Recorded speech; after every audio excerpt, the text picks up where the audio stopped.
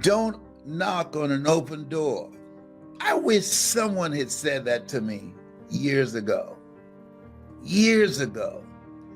Because for a long period of time, I was seeking answers, trying to find success, going through all type of self-discovery processes, putting a lot of time and energy searching to discover myself, looking for ways in which I could be able to provide for my family, be able to take care of my mother, be able to do something that was me.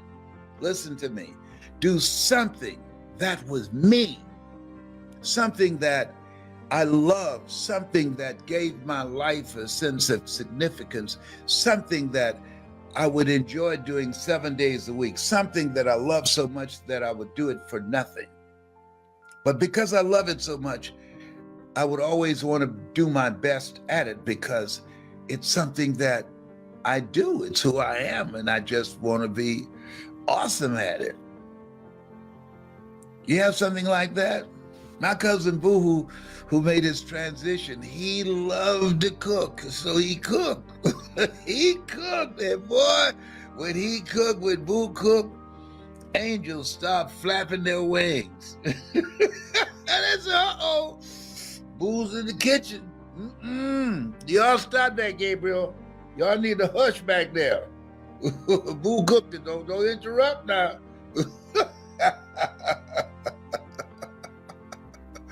Boy, Boo can cook. Oh my goodness, I miss him so much. And stop knocking on an open door. All my life, when I look back, because I did not recognize and use my gift in a different way. I didn't value it. And you know why I didn't value it? Because I didn't believe in it. I did not believe in it. And as a result, I did not use it.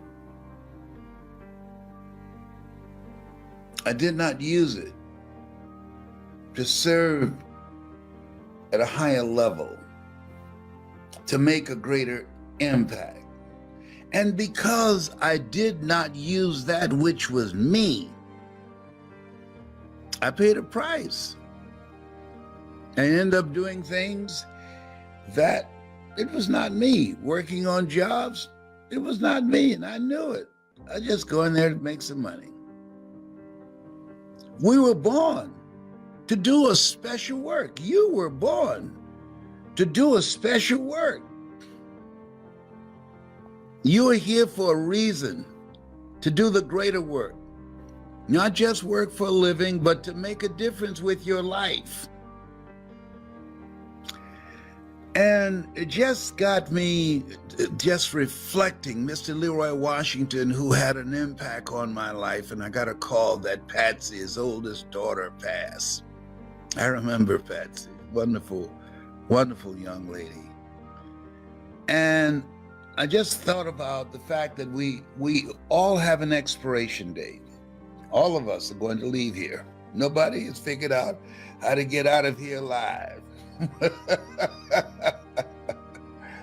And so, stop knocking on an open door, Athea Grant said to me. And I'm about to do an event with her in the UK virtually. Let us be clear. I spoke in Hong Kong last night, and China, and several other countries with Kim Wee virtually. It was fascinating. All the tools we need in order to become successful. In fact, I should be able today, I might get a recording of the last time I was there, and I will share that with you. It was quite an incredible, magnificent experience. But here's what it's very important, is to take the time. and ask, what is it that I love most? And what is it that people compliment me on that I might have dismissed, that I might have not thought was no big deal to me because it came so naturally, it came so easily? That is my gift, that's my superpower, but I dismissed it. What is that? What does that look like? For years, I did not recognize that my ability to communicate, to reach people, to make people feel good, to inspire them, to uplift them, to give advice, to make them laugh, to motivate them, I didn't think that was no big deal. I just did that, like sleeping. Making people laugh, selling wolf tickets while shooting pool, playing chess, playing bid whist, playing cards. No big deal.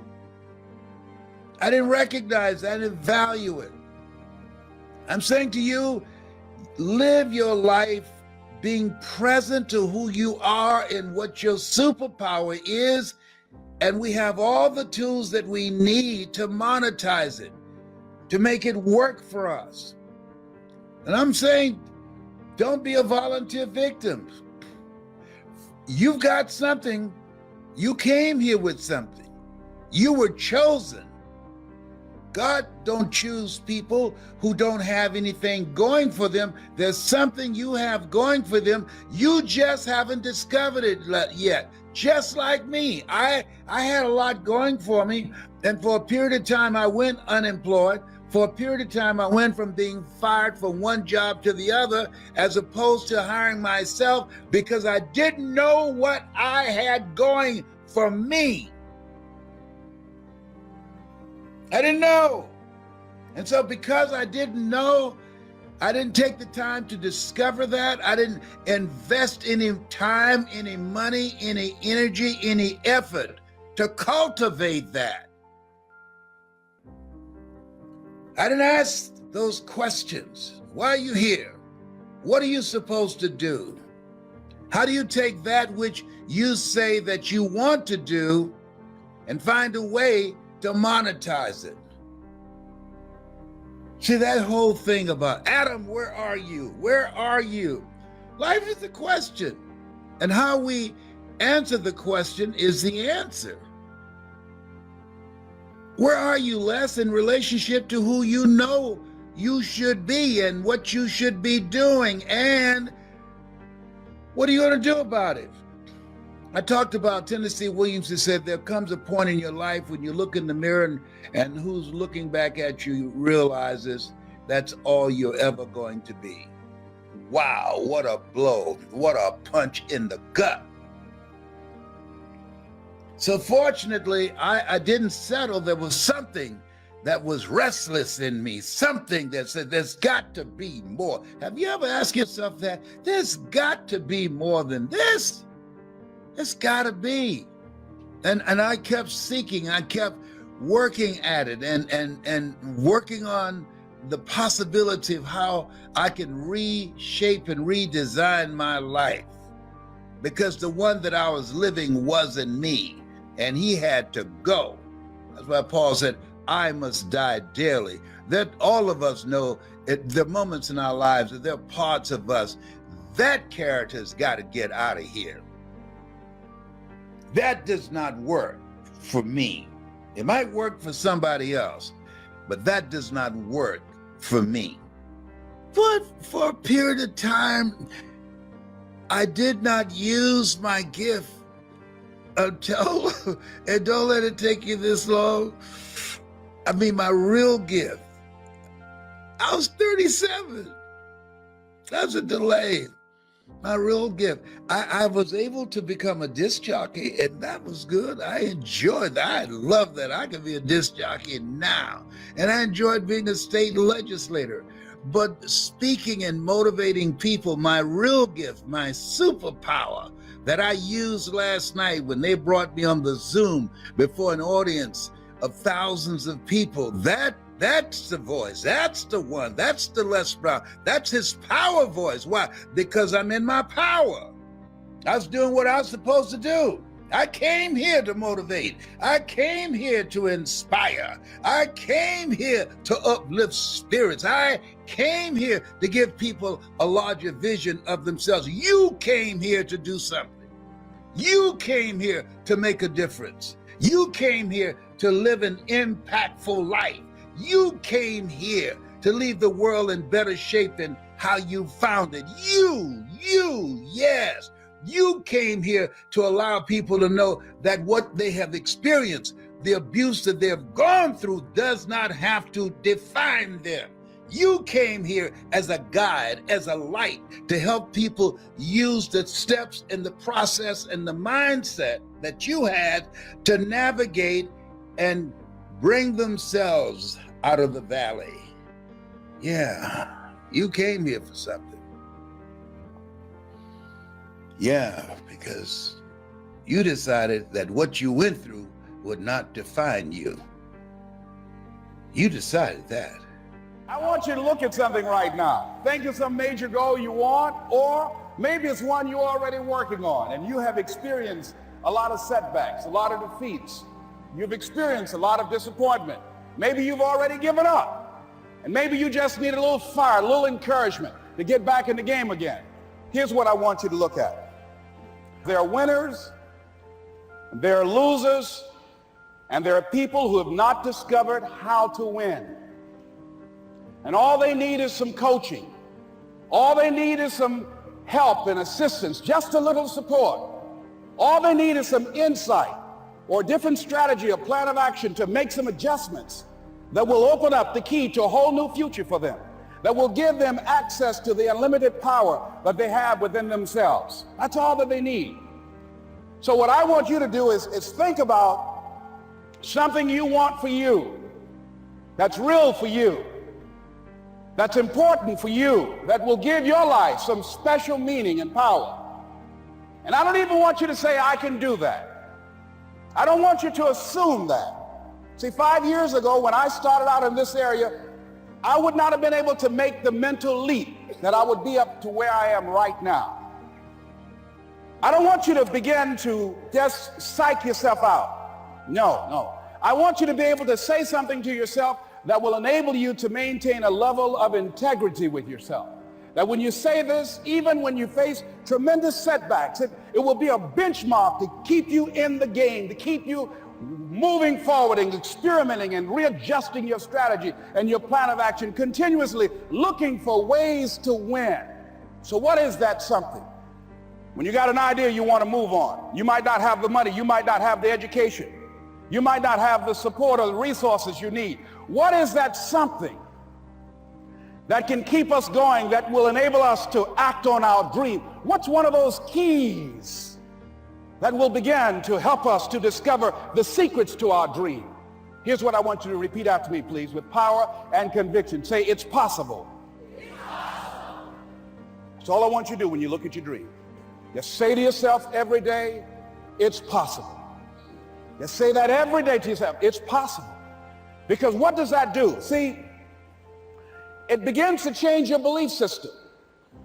See, the way in which we operate, ladies and gentlemen, it's a manifestation of what we believe, what's possible for us. Whatever you've done up to this point, all that it really is a duplication, it's a reproduction of what you believe subconsciously that you deserve and what's possible for your life. Most people operate out of their personal history, out of their memory, things they've done, things they've experienced, things they've seen, things that they have observed. What I'm suggesting that you operate out of a larger vision of yourself. I want you to see yourself doing what you want to do, experiencing what you want to experience, having what you want to have, doing what it is that gives your life some meaning and value. Operate out of your imagination, not your memory. Because whenever you look at where you want to go, I'm wanting to warn you, you will have some conversation back here after you go through the data that you've experienced in life saying you can't do it. And so what you want to begin to do is ignore that inner conversation. Well, most people, ladies and gentlemen, when something happens to them, what they do is they begin to believe that that's the way it is. That's the way it's always been. And they can't see the possibility of it being any different. Example, before April 1954, the common belief, the universal belief, because it had been tried again and again and again and people had failed, the belief was that man was not physically capable of breaking the 4-minute barrier, that he could not run a mile in less than 4 minutes. That was the belief on the planet. It had never been done. But here's what happened, ladies and gentlemen. Roger Bannister came along, and he broke the 4-minute barrier. Now here's what's significant about that. Since that time, up to this day, over 20,000 people have done it, including high school kids. What changed? 20,000 people, what changed? Here's what happened when they got on the track. They knew it had been done. And because they knew it had been done, there was a new belief about this barrier, about this goal that was unreachable. And those 20,000 people got in the race believing, knowing in their heart that someone had done it, that it's possible that they could do it. And I'm saying that if you know anybody that had some goal, some dream, something they wanted to do, and they did it, then I'm saying that you know in your heart that if someone has done it, then you can do it. It's possible. And that if someone can make their dream become a reality, that it's possible that you can make your dream become reality. And so as you begin to look at where you want to go, beginning to embrace that, it's possible. I'm blessed and highly favored. I've got a lot going for me. I got some good stuff in me. And it's possible that I can bring my greatness out here in the universe, that I can do what I want to do. It's possible I can write my own book. I can have my own business. I can take the trip and travel around the world. It's possible. I can bounce back from adversity and reinvent my life. It's possible. Regardless of where I am, the things can get better for me. It's possible. I'm thinking about two men right here in Chicago who are fairly successful, similar background, educated. They worked for a corporation for many years, and they were among many people that were laid off. Two guys who were very good friends. One went out looking for a job for several weeks along with the other one, and they faced disappointment and rejection again and again and again. They couldn't find any work, which is the story of many people across this country. One guy stopped. He became discouraged. He stopped going. He stayed home looking at television, became very argumentative and toxic with his wife, drinking beer, getting on the phone, talking to his other negative, unemployed friends. And he just gave up. The other guy kept looking for a job everywhere he could go. Every time he could get an opportunity, kept asking people, networking, checking the newspapers every day. Kept going everywhere he could, trying to find a job. You have too much education. You're overqualified. You won't be here long enough. He kept going. He kept going. He went to a place and said, look here, I tell you what, if you can't hire me, and I know you can use my talents, abilities, and skills, I don't want to sit home and do nothing. Just let me do some volunteer work. You don't have to give me anything, all right? I just want to work. I want to be busy. Guy said, okay, it's on you now, but don't expect me to give you anything. It's okay. This guy came in and worked. He was the first one there. The last one to leave was the best employee there. About 4 weeks later, one of the top managers quit. They were looking for a replacement. Guess who they selected? This other guy. This guy who was volunteering his time. He got the job. What was the difference between the two men? Eyesight and mindsight. Eyesight is judging on what you see, judging according to appearances. But mindsight is how you interpret what you see. One guy said, it's not possible, it's over, I'm finished. I can't do it. I can't make it. He surrendered. I've faced rejection again and again. I'm not going anymore. There are no jobs out there. But this other guy, he felt that in spite of the no's and rejections, in spite of how bad the economy is, in spite of what the newspapers are saying, that it's possible that somebody somewhere will give me a job. He just kept going, thinking it was possible. And guess what, ladies and gentlemen? That's what we have to do with our dreams. Because things happen to you in life that you can never, ever anticipate. And many times when those things happen, you want to give up. I remember when I was in broadcasting, when I was a disc jockey, I became very controversial, not only being a disc jockey, but I felt that radio was something that you not only entertain people with, but you also empower them, you educate them. And I got fired. I didn't just leave, they fired me. That was a shock. I said, wait a minute. They took my microphone. I thought that was who I was. No, ladies and gentlemen, it wasn't. I had to do something else. And I didn't know what else I could do. See, here's what I'm looking at. What are the uses for your life right now that you haven't even reached for yet? See, I believe that when you don't have enough encouragement to act on your dreams or ideas, or you're not enlightened enough, that life will act on you. See, life had moved on me and said, Les Brown, you have outgrown this. It's time for you to do something else. Well, I wasn't enlightened enough. I organized some disc jockeys and got my job back. So they had to fire me again. I got fired twice. Here's what I did. I had to think of something else. And so a guy suggested to me, he said, Les, why don't you run for office? I said, man, I've never run for office. I've never known anything about how to operate in the political arena. I've heard encourage people to register to vote and get out to vote, but I don't know anything about politics. He said, well, neither do the people who run for office all the time.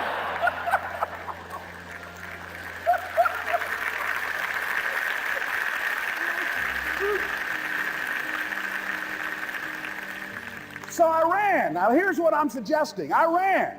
You got to do what you can where you are with what you have. I didn't have any money. I didn't know anything about the political process. I didn't even have any support. But here's what the guy told me. It's possible you could win. That's all I had. I was running against an endorsed candidate. He was an incumbent. He had the newspaper support, all of the leadership in the community, and I was challenging this guy. So I had a saying when I was on radio, stand up for what you believe in because you can fall for anything. And I would go door to door. I have my kids on one side of the street. I would be on the other, and I'd knock on doors. Hello, my name is Les Brown. Tell everybody I'm still standing. They get on the phone. Child, Les Brown was to my house today. You know the boy on the radio with the big mouth? Yeah, they fired him, honey. Say he's still standing. See, I'm saying just keep moving. Don't start feeling sorry for yourself. Don't spend time blaming and talking about what happened to you. See, whatever you talk about, that's what you multiply and expand in your life experience. So don't talk about stuff unless you want it to keep on happening to you, all right?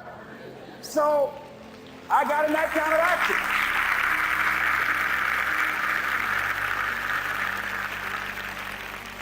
As I continue to do that, had my children with me, we're going door to door, didn't have enough money.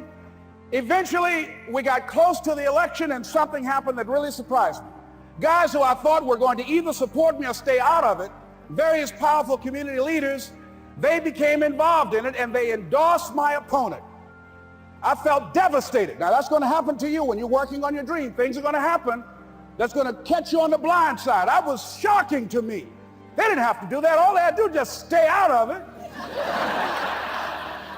But here they go, come up in there messing with me. Now that's going to happen. There's some people who believe it's their personal business to stop you from living your dream, all right?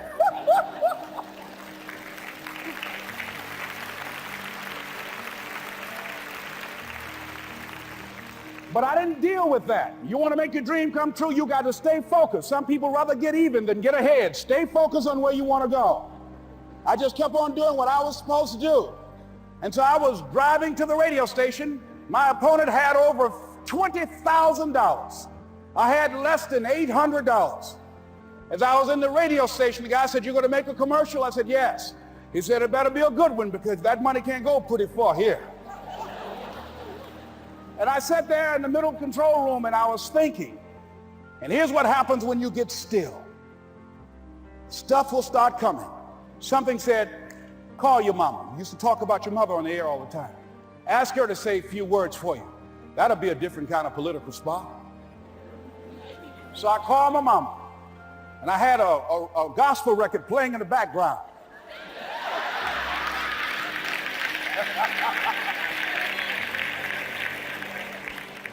And then I had my mother say, "Hello, this is Mrs. Mamie Brown.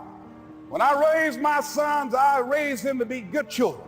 When they got out of hand, I beat them behind and made them go right. Please vote for my son. He's a good boy."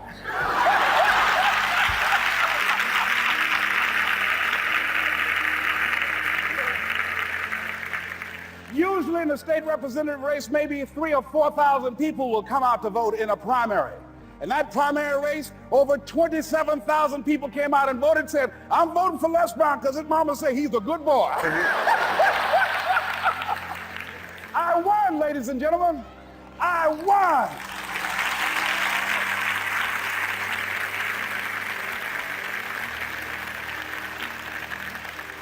So you've got to be willing to stay focused, to be creative, to be relentless, because things are going to happen to you when you're working on your dream. When you get on track. I remember when I first got involved in speaking, one of the main things that speakers like to do is speak to a certain association that they have over 10,000 of their sales reps that come to this convention. And I was relentless. I kept saying, "It's possible. It's possible." See, what I want to let you know and set you up for, because you say it's possible, don't mean that you're not going to have any problems. That Murphy's Law ain't going to come and slap you side the head. Old Murphy gonna come visit you. He's waiting for some of y'all out in the parking lot.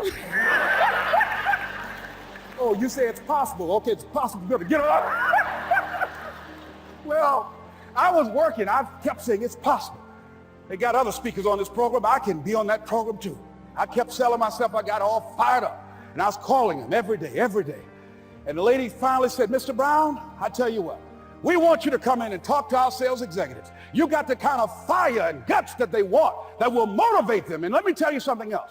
We want you to bring your motivational tapes. You're going to need at least $50,000 worth of tapes." I said, "Is that right?" "Yes, because they want to keep that drive alive." I said, "All right." I called the guy to duplicate my tapes. I said, "Don, how you doing? This is Les. Let me tell you, I got a major speaking engagement." I said, "Man, it's a speaker's dream. I need over $50,000 worth of product." He said, "Les, you don't have that kind of credit." I said, "I know, but darn, I can sell that. Just right after speaking engagement, I'll give you your money in 4 days." He said, "Are you sure, Les?" I said, "Yes, but I got a major speaking engagement and they told me to do it." He said, "Man, that's a big offer. Let me talk with the lady with you." I said, "Hold on just a minute, man." Call the lady back. "Hello, Evelyn, how you doing? This is Les Brown. I got Don on the phone. What did you say? Do I have the speaking engagement?" "Yes, you do.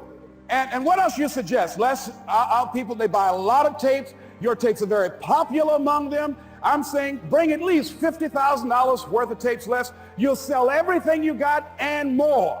I said, "Did you hear that, Don?" He said, "Yes." I said, "Now, if anybody else has to make a decision, are you the final person?" She said, "I'm the final person. I will send you the contract. I want you." I said, "You hear that, Don?" He said, "Yes." I said, "Oh, ye of little faith." I said, "Duplicate the tapes, man. Hung the phone up." Well, he duplicated the tapes. 1 week came by. I'm checking the mail every day. No contract. I said, "Come on, Murphy, don't start nothing, man. Come on. Come on, man, give me a break. Come on, you know, this ain't fair. Come on, man.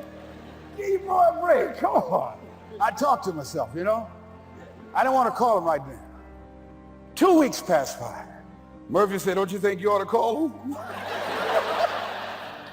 I said, "Okay."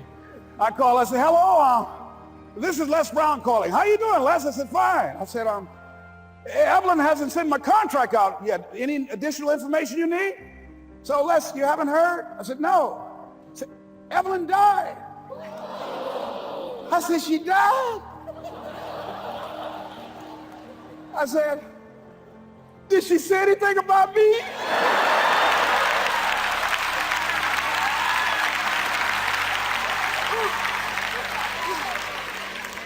When I got home, I was so wiped out. And Murphy was in the house waiting on me. Murphy said, "Is it possible you want to listen to some of your tapes?"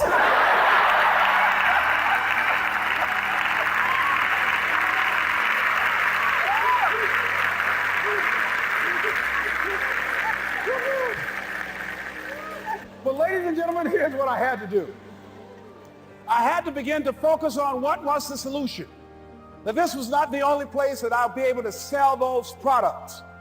And as I began to challenge myself and got some help and support and some other input, I eventually did. It took longer, but it was challenging.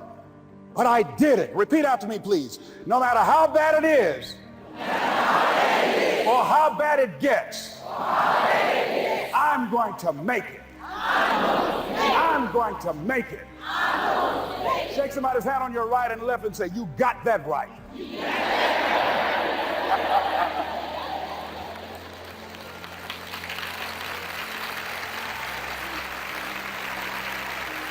Repeat after me, please. It's possible. It's possible. I can have my dream. I can get what I want. I must be creative.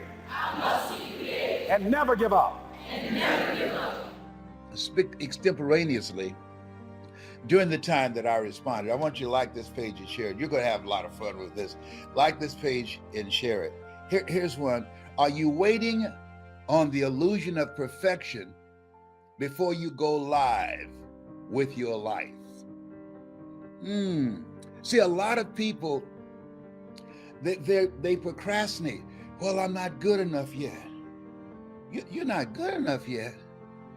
Are you waiting on the illusion of perfection before you go live with your life? Are you aware of the fact that you will fail your way to success? Are you aware of the fact that you don't have to be great to get started, but you have to get started to be great? Are you willing to let something die in you today that you should be going live with tomorrow, waiting on the illusion of perfection? I was one. Let me go to that. I just love this. Okay. Here we are. Are you allowing the fear of tomorrow rob you of the joy of today? This is by Steve. Are you allowing the fear of tomorrow rob you of the joy of today? You know, a lot of people, they have a fear-driven life. And when you have a fear-driven life, that it's been said that most of the fears we have, 95% of them never happen. That the fears that most of us conjure up in our minds and waste a lot of energy over, gain weight over, digging early graves with our teeth, turning our hair gray, or losing weight, never happen. And we allow those fears that we have of what might happen to rob us of the joys of today. No, today is all you have. Life has no duplicate. Enjoy what you have where you are right now. Do what you can where you are with what you have right now, and God will do what you can. He wants us to be joyful. And there's a difference between being joyful and being happy. Being happy, that's dependent upon circumstance. But joy, come on now. Joy passeth all human understanding. What do you mean by that? Because people wonder, how can you be joyful given what's happening to you or given what you've gone through? How can you be joyful given what life has done to you or given your situation? We visited people in the hospital, one in one bed, same condition, just as joyful. Another person, I don't know. The Lord is able. I'm just trying to make it, honey. One foot on the banana peeling and the other one in the graveyard. No, don't allow anything that you worry about rob you of your joy of today, especially if it involves somebody else. Wherever they find themselves at some point in time, they made an appointment to be there. You control you. You live your life. Stop trying to play God. You can't control nobody. I don't care how much you love them. You can't control their choices and what direction they decide to take their lives in. Oh, that sounds hard. I know. You know what this is? The world's smallest violin playing the world's saddest song. Be joyful. So they were just throwing different quotes, and then they would take their tag and tag it and do their piece with it, or they'll take a part of their story and they'll do their take on their story. And then I'll ask, can I take a swing at that, please? And they said, sure. And when I finish, they say, you know what? You told my story better than I told my story. We have a wonderful community of people who love to change lives. If that's you, if you have a story, you want to learn how to tell it, get it out, make more money with it, increase your cash flow, be a voice of influence, and develop a national and global reputation with your story like I have, I want you to go to hungrytospeak.com. Go there now. Go there to hungrytospeak.com and become a part of our community. And that's really, really, to me, the most important part, because when I started out, all I had was Mike Williams, my mentor. Mike Williams, who wrote the book, The Road to Your Best Stuff. And he was coaching me. But when you're in a community of people, and trust me on this, right now, more than ever, it's very important to be in a community of like-minded, positive people who lift your spirit, iron sharpening iron, people who bring value to you, people where you can develop strategic partnerships, people that you can work together, people that are motivated and driven and have a focus of what they want to do with their lives. This is a time, and this is a quote that deals with this. Preparation. Prepare yourself to be positioned so that your life will be in a good place when whatever happens comes your way. The question is, are you willing to be patient with the preparation? See, a lot of people want success right now. They want mastery right now. They want to be great right now. No, it ain't that kind of party.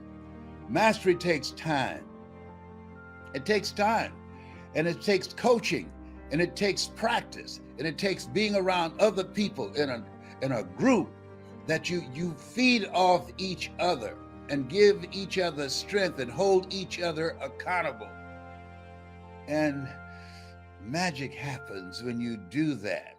You want to start us off? Absolutely. All right. I want you to think about your goals and dreams.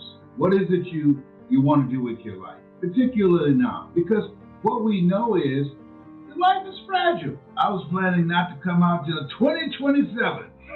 And then somebody whispered in my ear, called life. Who said you gonna be here in 2027? I know you want to be. Did you remember Michael Jackson? They spent millions of dollars saying this is it. That was it. But it was not the it they had in mind. Only put off for tomorrow the things that you don't mind dying in you today. And I said, I got to come out. I've been in so long. I've been talking to squirrels. Even have a squirrel friend who's taught me squirreling. Which said, right then in squirreling, I'm so glad to be here and talk to you about focusing. Because in order to make it now, with all the distractions that's going on, that you have to focus. You have to make a conscious, deliberate, determined effort. A lot of people are focused on entertainment. A lot of people are checked out. A lot of people are snapping, having meltdowns in traffic, road rage, in grocery stores, arguing about toilet paper, family members arguing in the bedroom about their relationship, waking up in the morning and said, you know what? I don't want to do life with you anymore. I feel lonely whenever you are around. I'm out of here. And so as we look at ourselves, look at our goals and dreams, one of the most important things we have to do is focus on what gives you a sense of peace. I've been ending relationships that don't bring value to me and that are not peaceful. See, I've come to know that you don't have to help life bring drama. Life will traumatize you by itself. You don't have to augment and complement the process. But there are people who have a propensity for drama, and any little thing can take them and tilt the needle in that direction. No, this is the time you want to focus on peace. If you don't have a peaceful state of mind, if you don't pour into yourself, a person that don't have a sense of peace, they're subject to snap at any time. That's why we're seeing unexplained violence. We see people that's making dumb, stupid decisions that cause them to throw their lives away because of the decisions they make. When anger goes up, ignorance increases and intelligent thinking goes down. And so this is a time that you want to focus on peace, and then you want to focus on this question: am I on course? Is this the best way for me to live my life right now? And you want to focus on your relationships and ask the question: what is this relationship doing to me? Is it an asset or a liability? Is it bringing out the best of me? Is it holding me accountable? Is it creating the next greatest version of myself? Do I feel good when this person is around me? I have a friend that I was telling her, I said, tell me how you feel when your husband comes near you. And she called me, she said, I feel threatened and uncomfortable. I said, you need to get out of there. I said, that's unhealthy. She'd been having a cervical cancer surgery for several years. After she left him, she didn't have any more. There are people who can make you sick. You know, you say, you make me sick? That's real. There's a book I read called Who's the Matter with Me? So you want to focus on the relationships.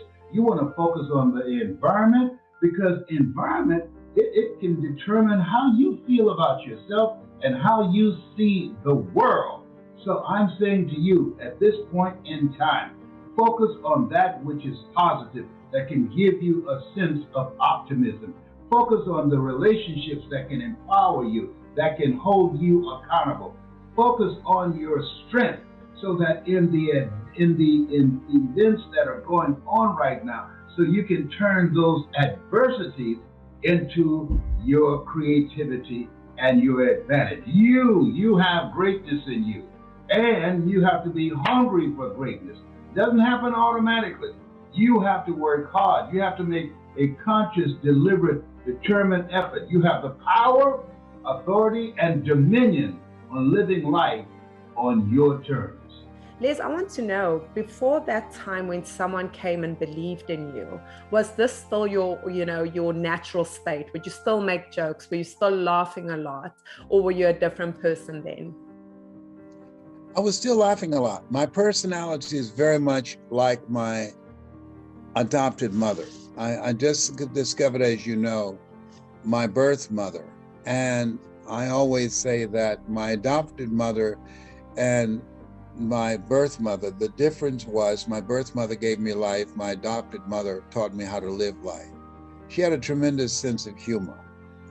And life was very challenging. We were poor, but we did not know it, because we lived life through her eyes and through her vision of creating a life for us that indicated that we had the possibilities to overcome whatever was in our path. And so she always found something funny to laugh about. I remember a Mother's Day, I called my mother, my adopted mother, and she used to curse all the time. That was just who she was. And I said on Mother's Day, Mama, happy Mother's Day to you. And she said, thank you. And she lived in Miami, Florida at that time. I was in Columbus, Ohio. I said, how are you doing today? And she said, Leslie, I'm sweating like a hoe in church. I said, Mama, I said, I'm on the air. She said, hell, well, when they're in church and the preacher's preaching, they are sweating. I said, Mama, don't explain it. And during this time, you couldn't delete what people said, and she wanted to go on and explain it. I said, Mama, you don't have to explain it for me. But that was my mother. And so she had a sense of humor. But she also taught me how to tell stories while my brothers and sisters had fun outside playing with each other. My adoptive mother had ankles swollen from arthritis, and I would massage her ankles and her feet. I developed a foot fetish because of that, but that's another conversation. And so on, I would massage her feet. She would tell me stories, and I said, Mama, tell me that story again about when you would go down and feed an alligator chickens. And she said, Leslie, I've told you that story so many times. But the reason I had her to tell me stories over and over again, she told them the same way with the same excitement and sense of adventure. And I loved that, had no idea. You know, Candace, we live life going forward, but we understand it looking backwards. And she, by telling me these stories and how I listened, cultivated the ability in me to tell stories, and not just tell them, but to experience them as she did when she told them. And I train speakers, as you know, and I teach them not just to present the story, but to experience the story. And I came into this industry, people just giving information from the book Think and Grow Rich. Information, if information could change people, everybody would be skinny, rich, and happy. They wouldn't need speakers. They could just Google the information. Information only impacts 2 areas of the brain. But when you tell a story, like I tell the story about wanting to take care of my mother and buy her a home, which I accomplished, stories, it impacts 5 areas of the brain. Stories expand your vision because you go into your imagination, and it touches the heart, and we're emotional people, and it ignites a spirit to make a decision to take your life in a different direction. We make decisions, and our decisions make us. And so when I look at who I am now and where I am, I always quote Abraham Lincoln. He said, all that I am and all that I ever hope to be, I owe to my mother. And that's why I always say, this has been Mrs. Mamie Brown's baby boy. But now that I've discovered my birth mother, Dorothy Rucker, I said, this has been Mrs. Mamie Brown's baby boy and Dorothy Rucker's pride and joy. Oh, behave, hello. Wow, Liz, you know, you emphasize storytelling, and you've got such a poeticism about, you know, your stories, how you tell a story, and how on the spot you can do that. That kind of lyricism that you have, when did you start learning it? I know you said your mom taught you, but when you started incorporating it into your work, how did it start working in your mind? What I came to realize, particularly when I saw the shift taking place in the motivational industry, where people wanted to speak to sell, and that didn't fit well with me. I'm who I am because someone looked at me when I was struggling to believe in myself, Mr. Leroy Washington, and he knew that I was called DT the Dumb Twin, and he told me, someone's opinion of you does not have to become your reality. And he taught me 3 things because I've never known my biological father. He said, and he did not know I adopted him as my spiritual father. 3 things that's very important. There's 7, but 3 that you really need to hone in on. And I said, what are they? He said, number 1, develop your mind. He said, people don't live life as it is. They live life as they are. That grabbed me. Elsie Robinson said, things may happen around you and things may happen to you, but the only things that really count are the things that happen in you. The second thing that he said, develop a thirst to learn. If you're not willing to learn, no one can help you. But if you're willing to learn, no one can stop you. We are in a new place where our lives have been disrupted by a global pandemic. And so disruptions require transformation. Einstein said, the thinking that has brought me this far has created some problems that this thinking can't solve. So now we have to develop and upgrade our skill set, a new set of skills to help us to navigate where we are. And that transformation is an ongoing process. The other thing that he taught me was that practice OQP. And what he was saying was create a community of people that's going in the direction of where you're going, people that you can learn from, people that will challenge you to grow, that will hold you accountable, have praise and progress reports, build communities of collaborative, achievement-driven, supportive relationships with people that will challenge you to reach deep within yourself and to take you in a place in yourself that you can't go by yourself. People rub off on you. You earn within $2,000 to $3,000 of your closest friends. My mother said, Leslie, if you run around with 9 broke people, I guarantee you, you'll become number 10. So always look for ways in which you can upgrade your relationships, that you can learn from the people that's around you, the people that's in your ear, people that's going in the direction of where you're going, people that have goals and dreams. The Academy Award winner, Sidney Poitier, who passed last year, he said, when you go for a walk with someone, something happens without being spoken. He said, either you adjust to their pace or they adjust to your pace. Whose pace have you adjusted to? And so I come to understand and to know that life is like an elevator. The higher you go up, the more often you have to stop and let some people off because they stop growing. They stop pushing themselves and challenging themselves. And you want people that will bring out the best in you. You want people that would push you and stretch you and challenge you to reach higher.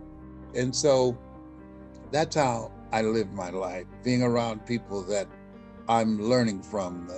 Dennis Kimball out of Atlanta said, if you're the smartest one in your group, you need to get a new group. Those 3 things, your mindset, your willingness to learn, and the community of people that will push you to another level.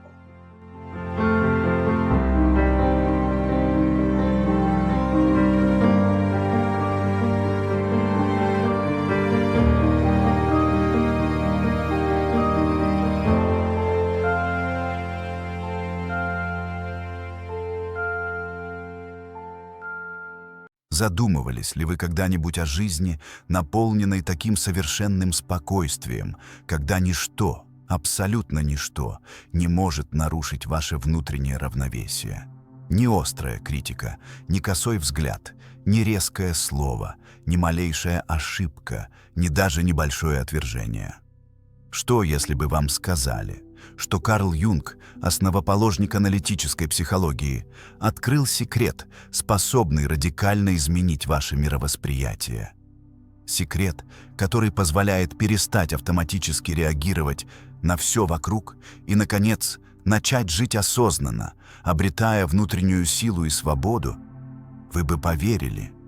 Это не просто очередная беседа о самоконтроле. Это погружение в глубины вашей собственной души.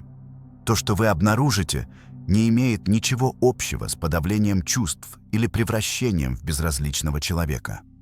Напротив, речь идет о том, чтобы научиться внимательно и с мужеством и состраданием прислушиваться к своему внутреннему миру. Суть в том, чтобы получить доступ к той вашей части, до которой никто не сможет дотянуться, к месту внутренней тишины, куда внешний мир не проникает без вашего согласия.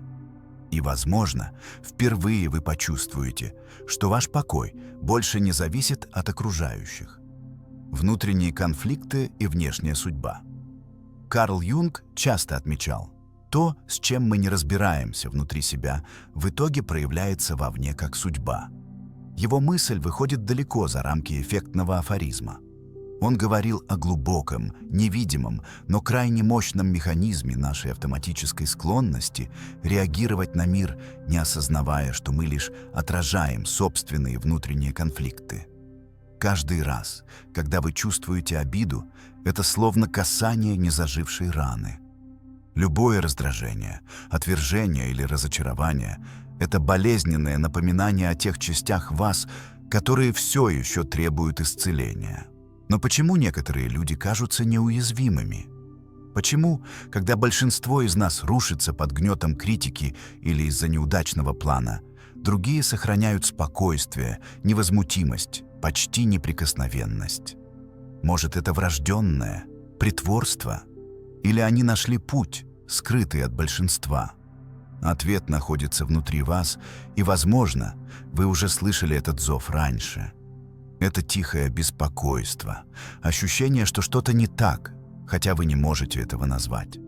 Это внутренняя тревога посреди кажущегося спокойствия, внутренний голос, который говорит: «Больше не нужно так реагировать, есть другой способ жить». Этот голос шепчет, когда вы внезапно взрываетесь из-за мелочи или чувствуете, что потеряли контроль, а затем сожалеете об этом. Когда чьи-то слова заставляют ваш ум часами прокручивать ответы, пытаясь что-то доказать, это знак, это приглашение к изменению. Истинный источник боли. Большинство людей живут в плену своих реакций.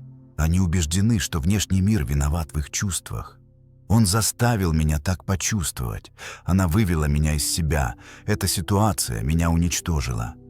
Однако Юнг показывает, истинный источник боли не в другом человеке. Он в том, что другой человек пробуждает в нас. Никто не может затронуть вашу душу или украсть ваш покой, если он действительно принадлежит вам без вашего позволения. Так почему же мы отдаем столько власти внешнему миру? Нас приучили к этому с детства. Мы усвоили, что мир должен нас одобрять. Мы должны быть приняты, похвалены, поняты. Если что-то идет не так, виноват кто угодно – начальник, партнер, обстоятельства. Редко кто учит нас заглянуть внутрь, рассмотреть свою боль и спросить, почему это так сильно меня задевает. Именно отсутствие этих вопросов держит рану открытой. Юнг верил, что все, что раздражает нас в других, может стать ключом к глубокому самопознанию. Но кто готов к этому? Гораздо проще реагировать, удобнее проецировать. И поэтому мы продолжаем быть марионетками обстоятельств, чужого настроения и прихотей случая. Перерезание нитей. Сила сознательного наблюдения. Что, если бы вы могли перерезать эти нити? Что, если бы вы могли стать автором собственного присутствия? Представьте момент конфликта. Кто-то вас оскорбляет. Вы чувствуете, как по телу разливается жар, сердце колотится, гнев сжимает грудь. А теперь представьте, что вместо автоматической реакции вы просто дышите, наблюдаете, ощущаете возникновение эмоции, но не отождествляете себя с ней. Вы не являетесь гневом, вы тот, кто его наблюдает. Поступая так, вы разрываете порочный круг, вы возвращаете себе контроль не над другим, а над собой. Это не апатия, это подлинная сила, сила сознания. Подумайте о тех случаях, когда вы поддавались эмоциям, а потом жалели об этом. Сколько споров можно было бы избежать? Сколько неудачных решений было принято в момент потери контроля? Сколько раз вы упустили настоящее, утонув в размышлениях о прошлом или попытках предсказать будущее? Постоянная реактивность изматывает, она истощает и держит вас в вечном состоянии защиты. Жить так – все равно, что ходить босиком по эмоциональному минному полю, где в любой момент что-то может разрушить ваш покой. Непоколебимый, тихий центр. Вот в чем секрет и истинная практика, на которую указывает Юнг. Освобождение не в изменении мира, а в изменении вашего отношения к нему. Когда вы учитесь наблюдать, не отождествляя себя, слушать, не впитывая, чувствовать, не поглощаясь, мир остается прежним, но вы меняетесь, и это меняет все. Внутри вас есть нечто непоколебимое, тихий центр, который остается даже тогда, когда все вокруг рушится. Найти его — это словно открыть новое измерение бытия. Измерение, где вам больше не нужно постоянно обороняться, потому что вы знаете, кто вы есть. Где вы не просите уважения, потому что уважаете себя. Где хаос мира не находит отклика, потому что внутри царит гармония, но это место не дается даром. Его нужно завоевать практикой, вниманием и искренностью. Вы можете спросить, с чего начать? Это правильный вопрос, и ответ начинается с первого шага. Перестать убегать от того, что вас тревожит. Смотреть на свои реакции не как на ошибки, а как на подсказки. Каждый приступ гнева, обиды или закрытости — это приглашение к исцелению. Что-то требует внимания и принятия. Вам не нужно избавляться от эмоций. Вам просто нужно перестать быть их пленником. Карл Юнг хотел, чтобы вы были цельными. Быть цельным означает принять, что внутри вас есть и свет, и тень, и разум, и эмоции, и спокойствие, и буря. Но вы можете научиться управлять всем этим, не потерпев крушения. В течение следующих нескольких минут вы поймете, как перепрограммировать свои эмоциональные реакции, как перестать быть заложником других и как развить такое состояние ума, в котором вы, наконец, станете хозяином самого себя. Это не просто психологическая трансформация, это духовная, экзистенциальная трансформация. Вопрос лишь в том, готовы ли вы прекратить реагировать и начать жить. Эмоциональные триггеры и скрытые раны. В следующей главе мы рассмотрим, почему определенные эмоциональные триггеры так легко выводят нас из равновесия и как они обнажают скрытые раны, которые нам необходимо срочно признать. Потому что прежде чем освободиться от мира, нужно освободиться от себя. Существует особая боль, которую может понять лишь тот, кто испытывает ее внутри. Она не видна в анализах, ее трудно описать, и посторонние редко ее понимают.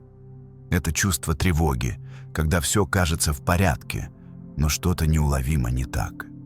Работа успешна, семья в норме, жизнь течет своим чередом, но внутри ощущается пустота, которую никто не видит, усталость, не связанная с телом, и чувствительность, которая часто воспринимается как бремя. Если вы узнаете себя в этом, знайте, что вы не одиноки. И, возможно, эта боль пытается указать вам на нечто важное. Вы живете реактивно, словно все, что вы чувствуете, зависит от внешнего мира. Карл Юнг в своем глубоком исследовании человеческой души осознал, что наша боль редко вызвана только настоящим. Наши интенсивные, несоразмерные, мучительные реакции — это на самом деле отголоски чего-то более старого. Когда вы чувствуете себя отвергнутым, потому что кто-то не ответил на сообщение, возможно, дело не только в этом человеке. Возможно, это связано с давним ощущением, что вы никогда не были в приоритете, что вас игнорировали в детстве или что вашу самоотдачу не замечали.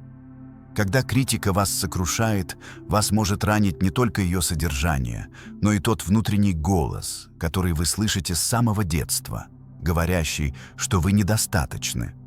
Мы живем в 2025 году, окруженные стимулами, уведомлениями, бесконечным потоком мнений. Мы более связаны, чем когда-либо, но в то же время более эмоционально перегружены. Многие из нас чувствуют, что вот-вот рухнут. Не потому, что мир так уж жесток, а потому, что мы утратили связь со своим внутренним ядром. И эта основа, которая должна нас поддерживать, трещит по швам. Поэтому любой резкий комментарий, любое невнимание, любое разочарование нас ломает. Вот почему Юнг говорил: все, что раздражает нас в других, может привести нас к более глубокому пониманию самих себя. Но для этого нужна смелость, потому что этот путь не всегда приятен и комфортен. Это путь к тени, путь тени и иллюзия. Контроля тень, которую Юнг описывал как бессознательную часть психики, где мы храним все, что отрицаем в себе, скрывается в деталях. Она проявляется в чувстве неполноценности рядом с более уверенным человеком. Она в тихой зависти, которую вы испытываете, видя, как кто-то делает то, от чего вы отказались из-за страха.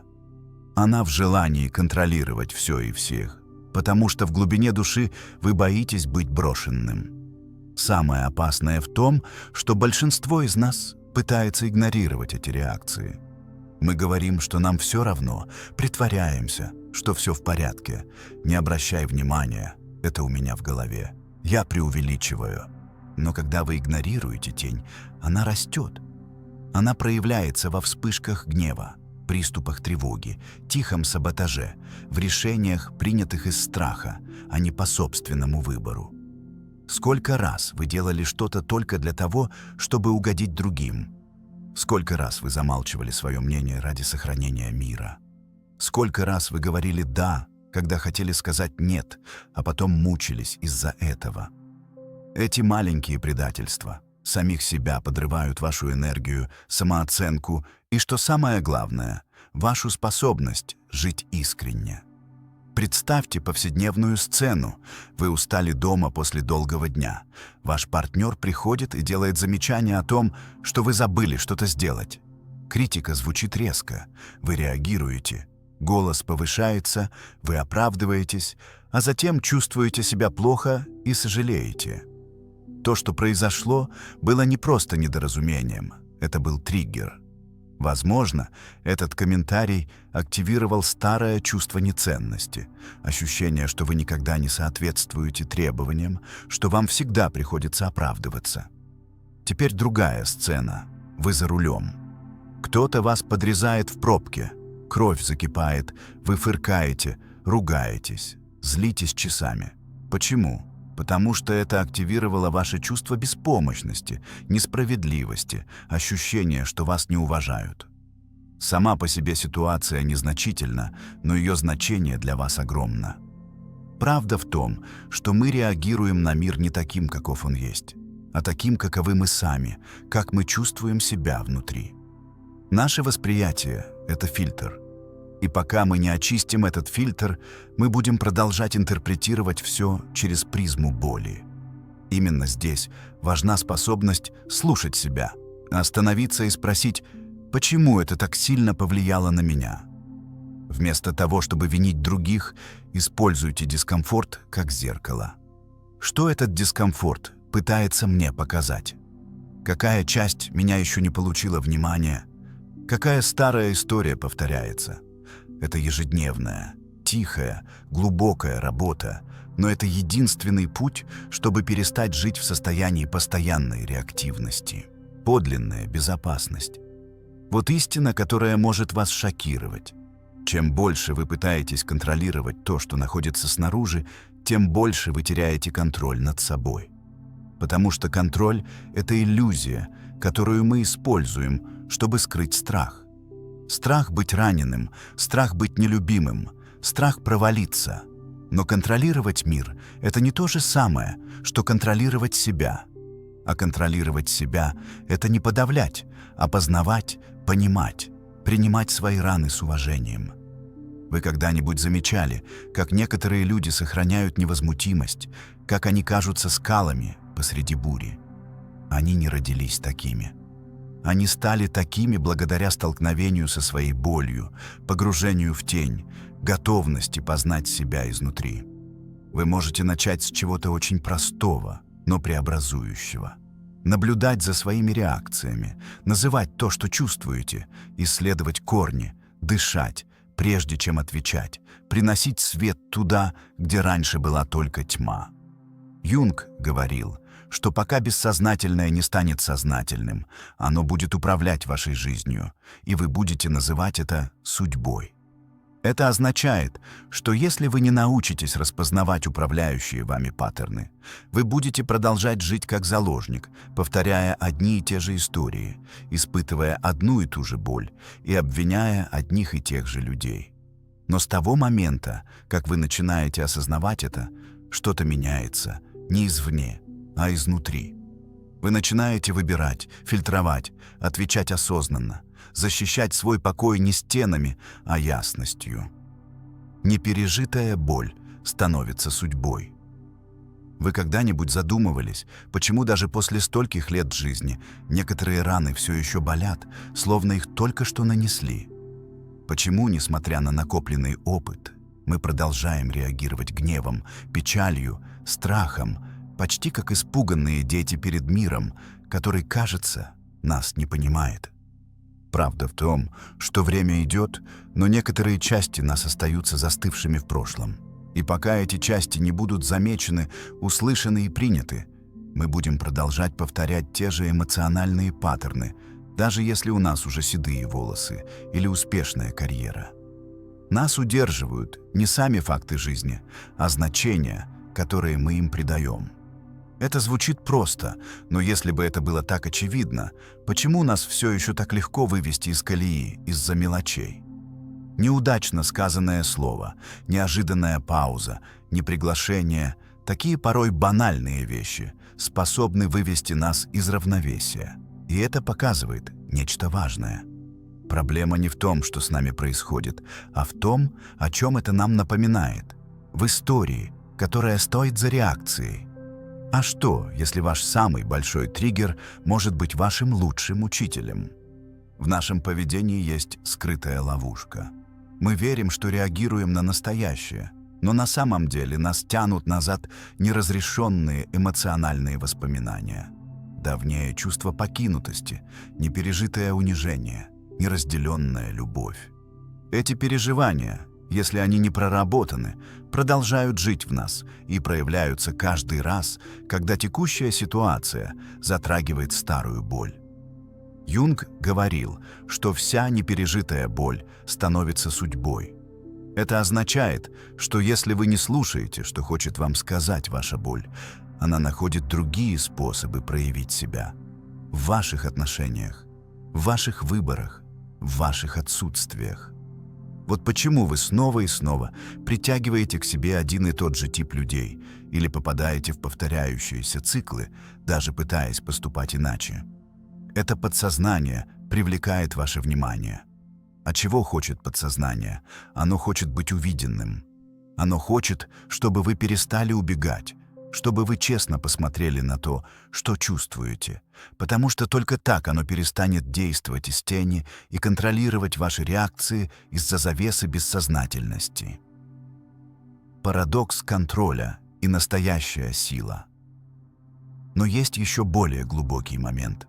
Чем больше вы пытаетесь не чувствовать, тем более уязвимыми становитесь. Чем больше вы подавляете, тем больше накапливаете. А когда накоплено много, любая искра может вызвать пожар. Вы замечали, что самые контролирующие люди на самом деле самые эмоционально уязвимые? Они пытаются контролировать внешний мир, потому что не выносят внутреннего хаоса. Им нужно, чтобы все шло по плану, потому что они не умеют справляться с разочарованиями. Они пытаются предсказать, предвидеть, доминировать, но все это – отчаянная попытка защитить очень чувствительную часть себя. И здесь возникает любопытный парадокс. Чем больше контроля вы ищете, тем больше его теряете.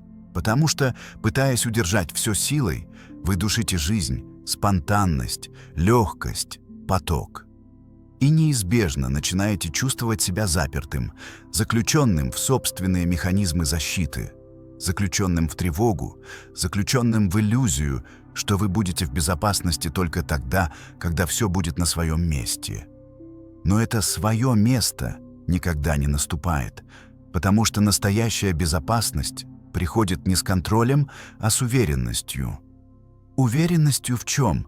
В своей способности справиться с тем, что придет. В уверенности, что вы уже пережили гораздо худшие дни. В том, что внутри вас есть тихая, но непоколебимая сила. Эту силу Юнг называл «я», самость, самым глубоким и подлинным ядром существа. Она проявляется, когда эго уже не справляется, когда падают маски, когда персонаж умолкает и, наконец, заговорит душа. Остановиться и прислушаться. Но чтобы услышать этот внутренний голос, нужно замолчать.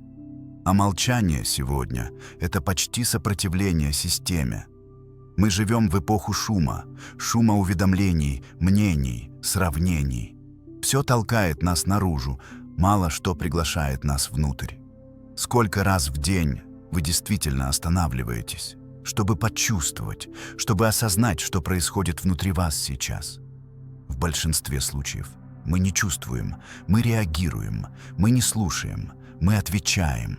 И делая это, мы теряем связь с самым важным, с самими собой. Существует усталость, которая не от работы, а от отсутствия смысла. Печаль, не имеющая явной причины, но рожденная из отрыва от чего-то большего. Раздражение, которое исходит не от других, а от нашей неспособности по-настоящему общаться. И эта боль накапливается, пока не становится невыносимой. Но что, если вместо того, чтобы убегать от этой боли, вы на мгновение остановитесь и прислушаетесь к ней? Это необычное и смелое предложение. Сесть с собственной болью. Не как жертва, не как судья, а как наблюдатель, как тот, кто говорит «Я здесь, и я хочу вас выслушать». Что может возникнуть из этой встречи?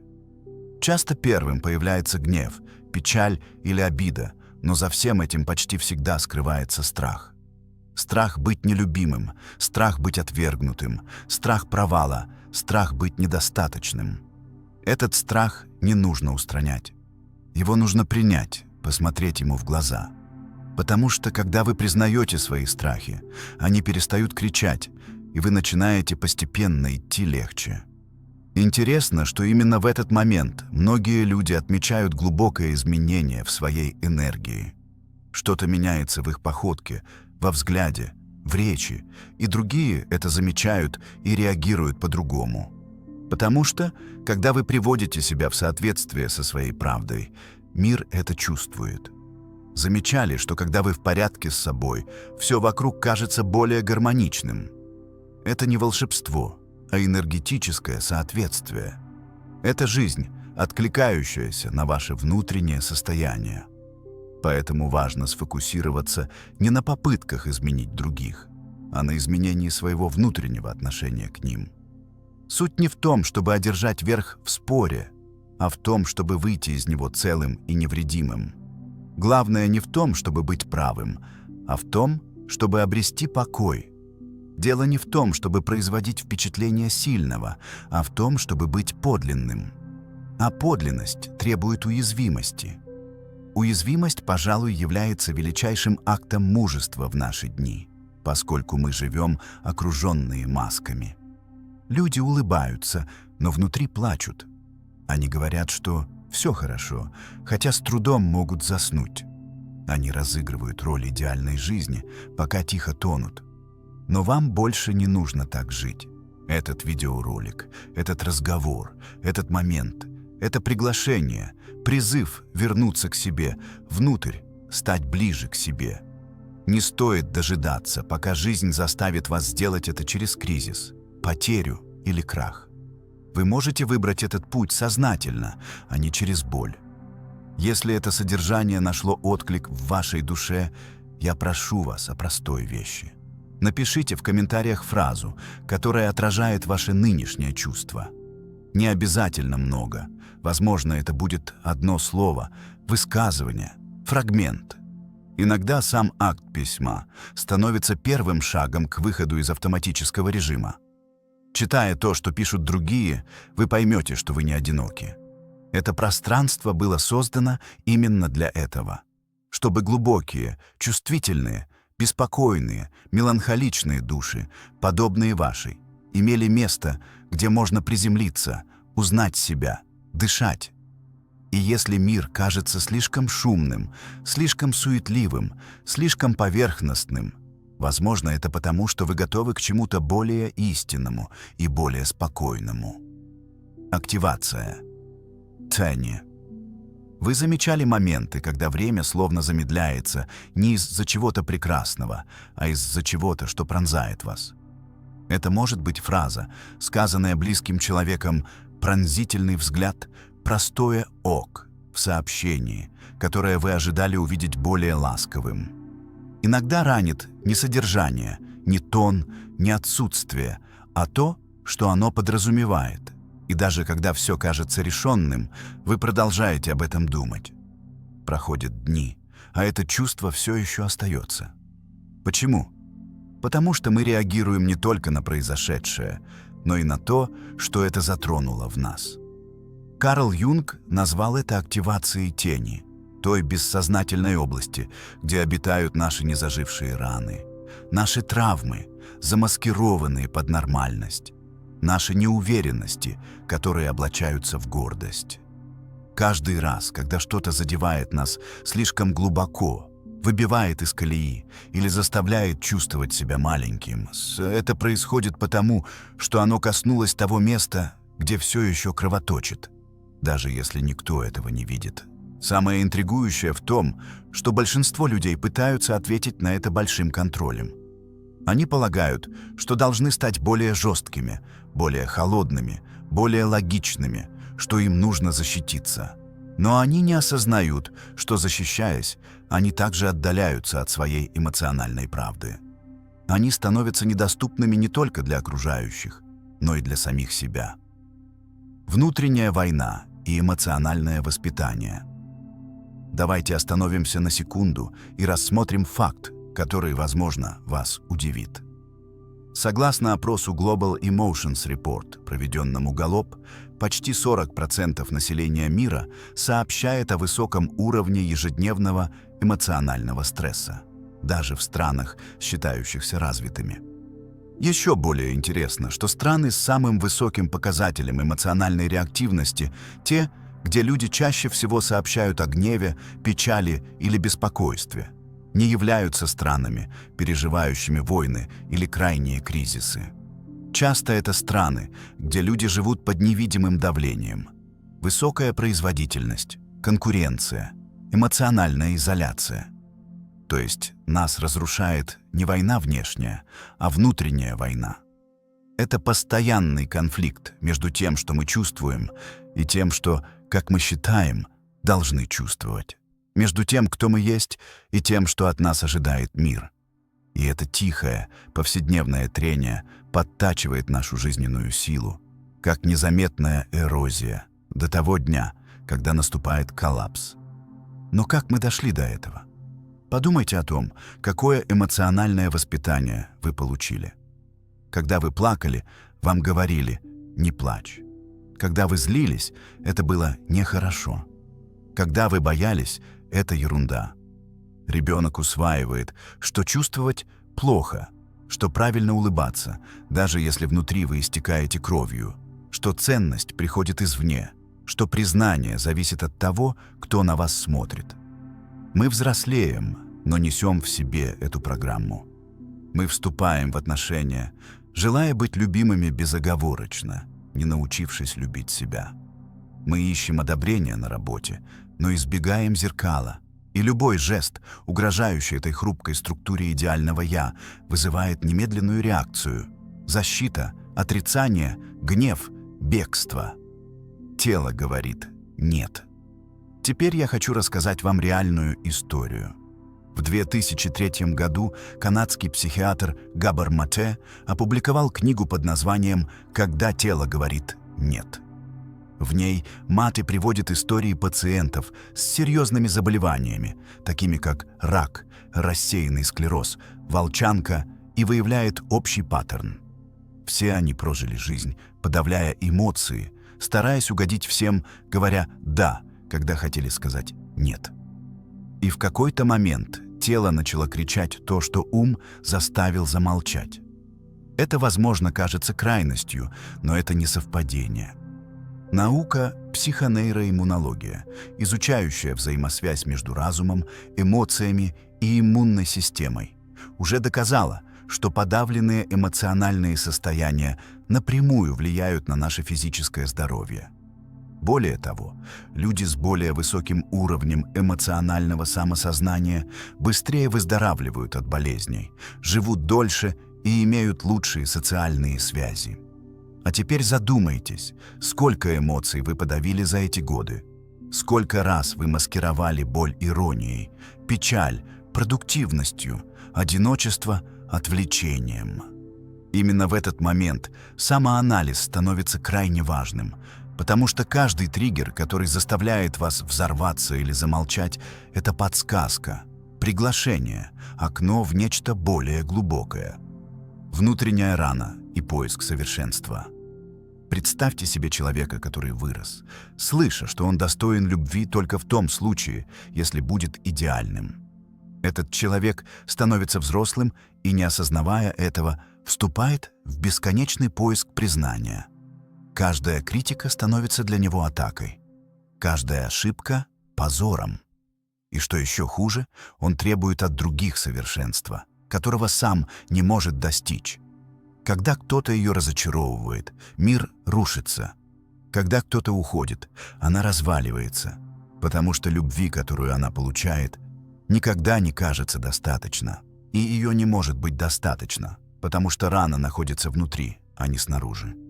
У этой истории есть лицо, есть имя. Это может быть ваше имя, это может быть имя кого-то, кого вы любите. Но есть выход. Путь осознания и жесткость. Юнг говорил, что никто не просветляется, представляя себе образы света, а только осознавая тьму. Это означает, что путь не в том, чтобы всегда стараться быть позитивным, а в том, чтобы смотреть в лицо тем местам, где вы все еще воюете с самим собой. И эта война часто выражается в жесткости, с которой вы живете. Вы замечали, как некоторые люди должны контролировать даже мельчайшие детали своей повседневной жизни? Тип еды, порядок в доме, что должны говорить другие, что должен чувствовать партнер. Все должно быть так, как они ожидают, потому что в глубине души они боятся непредсказуемости.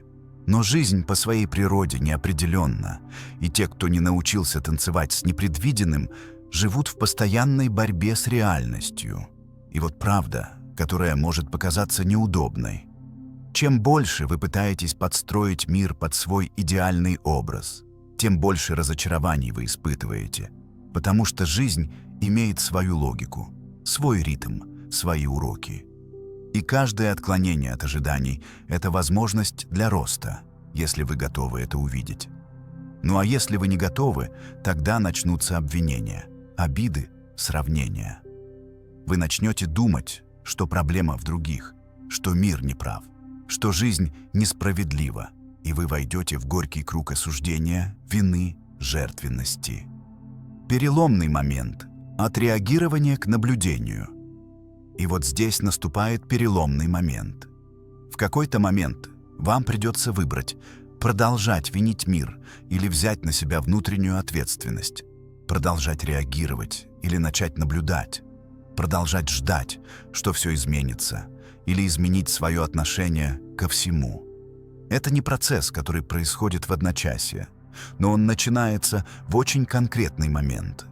В тот момент, когда вы останавливаетесь, дышите и решаете не реагировать автоматически. Это небольшое пространство между стимулом и реакцией. Это место, где живет свобода. Именно здесь вы переосмысливаете себя, создаете новую историю, выбираете отвечать с эмоциональной зрелостью, а не с ранами прошлого.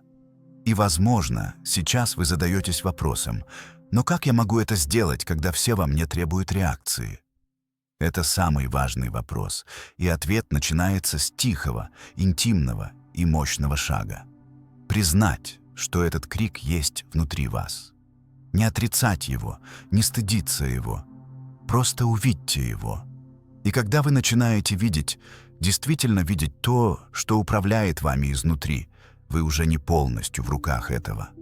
Вы начинаете возвращать себе эмоциональную автономию. Постепенно ситуации, которые раньше выводили вас из равновесия, теряют свою силу. Оскорбления теряют свою ядовитость. Хаос теряет свое воздействие не потому, что мир изменился, а потому, что вы изменились. Перестройка и тишина в хаосе. И когда это происходит, начинает происходить нечто почти волшебное. Вы становитесь точкой тишины в шумном мире, центром равновесия среди нестабильности. И другие чувствуют это, уважают это. Некоторые даже беспокоятся, потому что больше не могут манипулировать вами эмоционально. Но это тоже часть процесса. Когда вы становитесь цельным, все вокруг начинает перестраиваться. Возможно, сейчас самое время заглянуть в себя и спросить, какие ситуации легче всего выводят меня из равновесия? Какие паттерны я повторяю, даже несмотря на то, что обещал себе больше не попадать в них? Какую боль я все еще ношу в себе, маскируя ее под силу? Вам не нужно иметь все ответы прямо сейчас, но вам нужно задать себе правильные вопросы.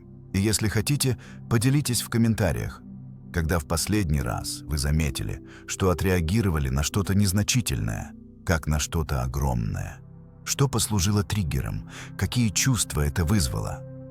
Простой акт написания может открыть пространство для исцеления не только для вас, но и для всех, кто это прочитает, потому что это то, чем мы здесь занимаемся. Мы превращаем боль в осознанность, раны в мудрость, эмоции в присутствие.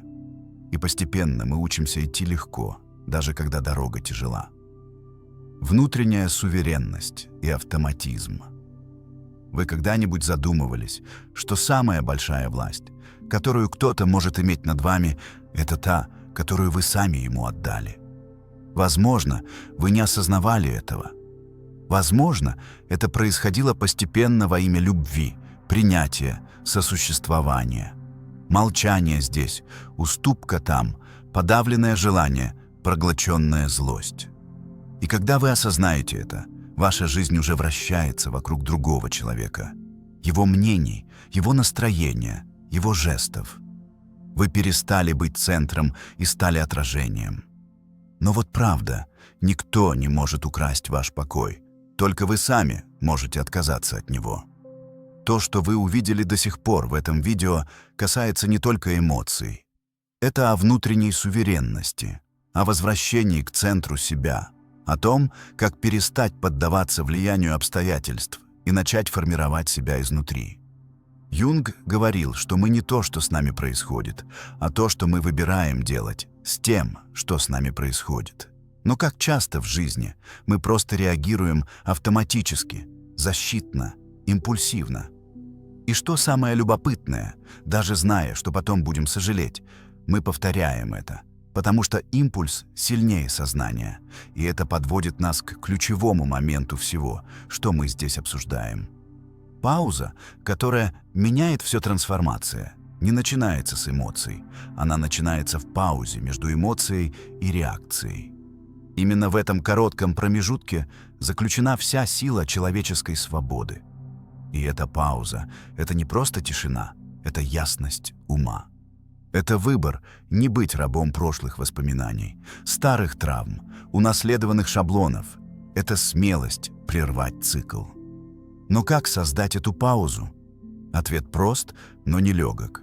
Тренируйте мозг замечать, прежде чем реагировать. А это требует практики, постоянства, намерения. Потому что мозг по умолчанию ищет пути наименьшего сопротивления. Он предпочитает повторять знакомое, даже если это больно, чем рисковать новым. Вот почему вы ссоритесь по-прежнему с теми же людьми, разочаровываетесь в одних и тех же моментах. Вы попадаете в эмоциональные циклы, которые кажутся бесконечными. Вы буквально управляетесь нейронной сетью, запрограммированной на реакцию, а не на размышления. Но есть хорошая новость. Мозг можно перепрограммировать. Нейробиология уже доказала, что пластичность мозга позволяет добиться реальных и глубоких изменений в том, как мы чувствуем и реагируем на мир. Когда вы начинаете формировать новые мыслительные привычки, такие как называть эмоции, дышать перед тем, как действовать, подвергать сомнению свои автоматические мысли, вы буквально начинаете создавать новые связи в мозге. Со временем то, что раньше было реактивным паттерном, становится сознательным выбором. Сознательный выбор и всадник. Давайте вместе подумаем, что выводит вас из себя, что заставляет вас отключаться от того, кем вы хотите быть. Возможно, это чувство отверженности или несправедливости, или того, что вас не слышат. Теперь попробуйте вспомнить, когда это произошло в последний раз. Как вы отреагировали? Кричали, замолчали, ушли, напали? Теперь спросите себя, что бы произошло, если бы в тот момент вы смогли сделать 5 глубоких вдохов, прежде чем реагировать? 5 секунд – это все, что отделяет необдуманный поступок от осознанного выбора, взрыв от здорового предела, рецидив от преодоления. Реактивный ум подобен дикому коню, но сознание – это всадник. И когда всадник присутствует, конь учится доверять. Он замедляется, подчиняется, находит направление. Но когда всадник отсутствует, конь мчится вперед и может увести вас в мрачные места. Если все, что вы прочитали до сих пор, резонирует с вашей болью, вашими триггерами, вашим опытом, дышите. Вы не сломаны. Вы просто запрограммированы на выживание, а не на связь. Большинство из нас таковы. Нас научили защищаться, скрывать, маскироваться. Но это время заканчивается, потому что чрезмерная защита также душит. Чрезмерное скрывание также делает больным. Настоящий мир и эмпатия. Сколько раз вы думали, я бы хотел просто быть в мире? Это несложно. Это не особняк и не состояние. Это просто мир. Это тихое ощущение, что внутри все в порядке, что вы можете дышать без спешки, что вам не нужно никому ничего доказывать.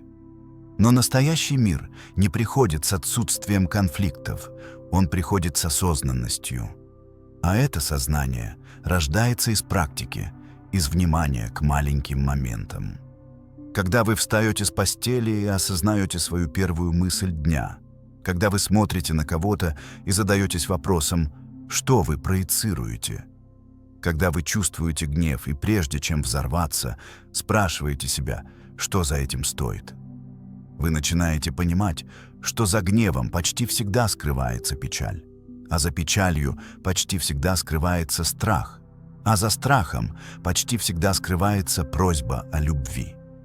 Тогда вы начинаете видеть, что другой человек тоже так себя ведет, реагирует на свою боль, повторяет то, чему научился, пытается защитить себя, и происходит нечто очень мощное. Вы перестаете все персонализировать. Вы перестаете принимать все на свой счет. И когда вы перестаете принимать все на свой счет, внутри вас открывается огромное пространство. Пространство, где есть место для эмпатии, для ясности, для выбора и, наконец, для мира. В этот момент вы становитесь редким явлением. Кем-то, кто слушает, не теряя себя, кто чувствует, не тону, кто занимает позицию без агрессии, кто любит, не уничтожая себя. Вы становитесь тем человеком, который не реагирует, он отвечает. И между реакцией и ответом есть огромная разница. Реакция – это автоматизм, это примитивно, это выживание. Ответ – это сознательное действие, это человечно, это духовно. Специальное предложение и шаги к свободе. Теперь вы, возможно, думаете, все это красиво, но моя реальность сурова, мои дни насыщены, мои эмоции сильны. Я не знаю, смогу ли я. Я понимаю, изменения не начинаются с чего-то грандиозного. Они начинаются с мелочей, с крошечных вещей, с почтения заметных. Это секунда дополнительного молчания. Это мысль, которую вы подвергаете сомнению, прежде чем поверить. Это чувство, которое вы принимаете, не пытаясь его подавить. Это значит сказать «нет», когда все внутри вас научилось говорить «да». И со временем мир становится вашим обычным состоянием, а не больше отчаянной попыткой. Поэтому сейчас я хочу сделать вам очень специальное предложение.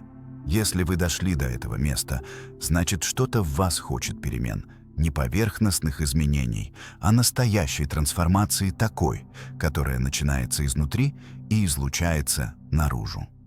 В следующей части этого видео я представлю вам практический, глубокий и структурированный пошаговый план, с помощью которого вы сможете легко применить все знания, которые мы рассмотрели до сих пор. Это не будет теория, это будет конкретный план, который вы сможете реализовать в своей повседневной жизни, чтобы обрести эмоциональную свободу, в которую так верил Юнг. Вам не нужно менять всю свою жизнь сразу, но начать нужно с чего-то. И этот момент может наступить прямо сейчас. Что бы вы сделали, если бы знали, что ключ к вашей эмоциональной свободе всегда был в ваших руках, но вы провели всю жизнь, ища его не там, где нужно? Это сложный вопрос. Не потому, что на него нет ответа, а потому, что ответить на него требует мужества. Мужество признать, что многое из того, что вы пережили и страдаете, было не только вызвано внешним миром, но и поддерживалось внутренними шаблонами, которые никогда не подвергались сомнению. И когда вы, наконец, задаете себе этот вопрос, что-то меняется навсегда. Вы пришли сюда по какой-то причине, что-то внутри вас устало реагировать, терять равновесие, чувствовать себя в плену обстоятельств. Вы хотите чего-то другого, вы хотите легкости, вы хотите правды, вы хотите быть тем, кто даже в хаосе может дышать ровно и стоять на ногах. И это возможно с практикой, с намерением, с присутствием.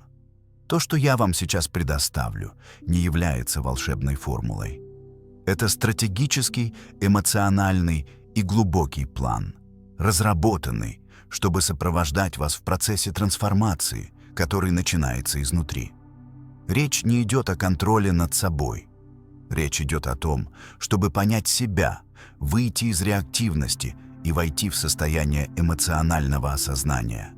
Построить новый способ обитания в своем внутреннем мире, чтобы внешний мир больше не разрушал вас так легко. Начнем. Этап. 1. Ежедневное осознание. Внутренний инвентарь. Выделите 5-10 минут в день для простого упражнения.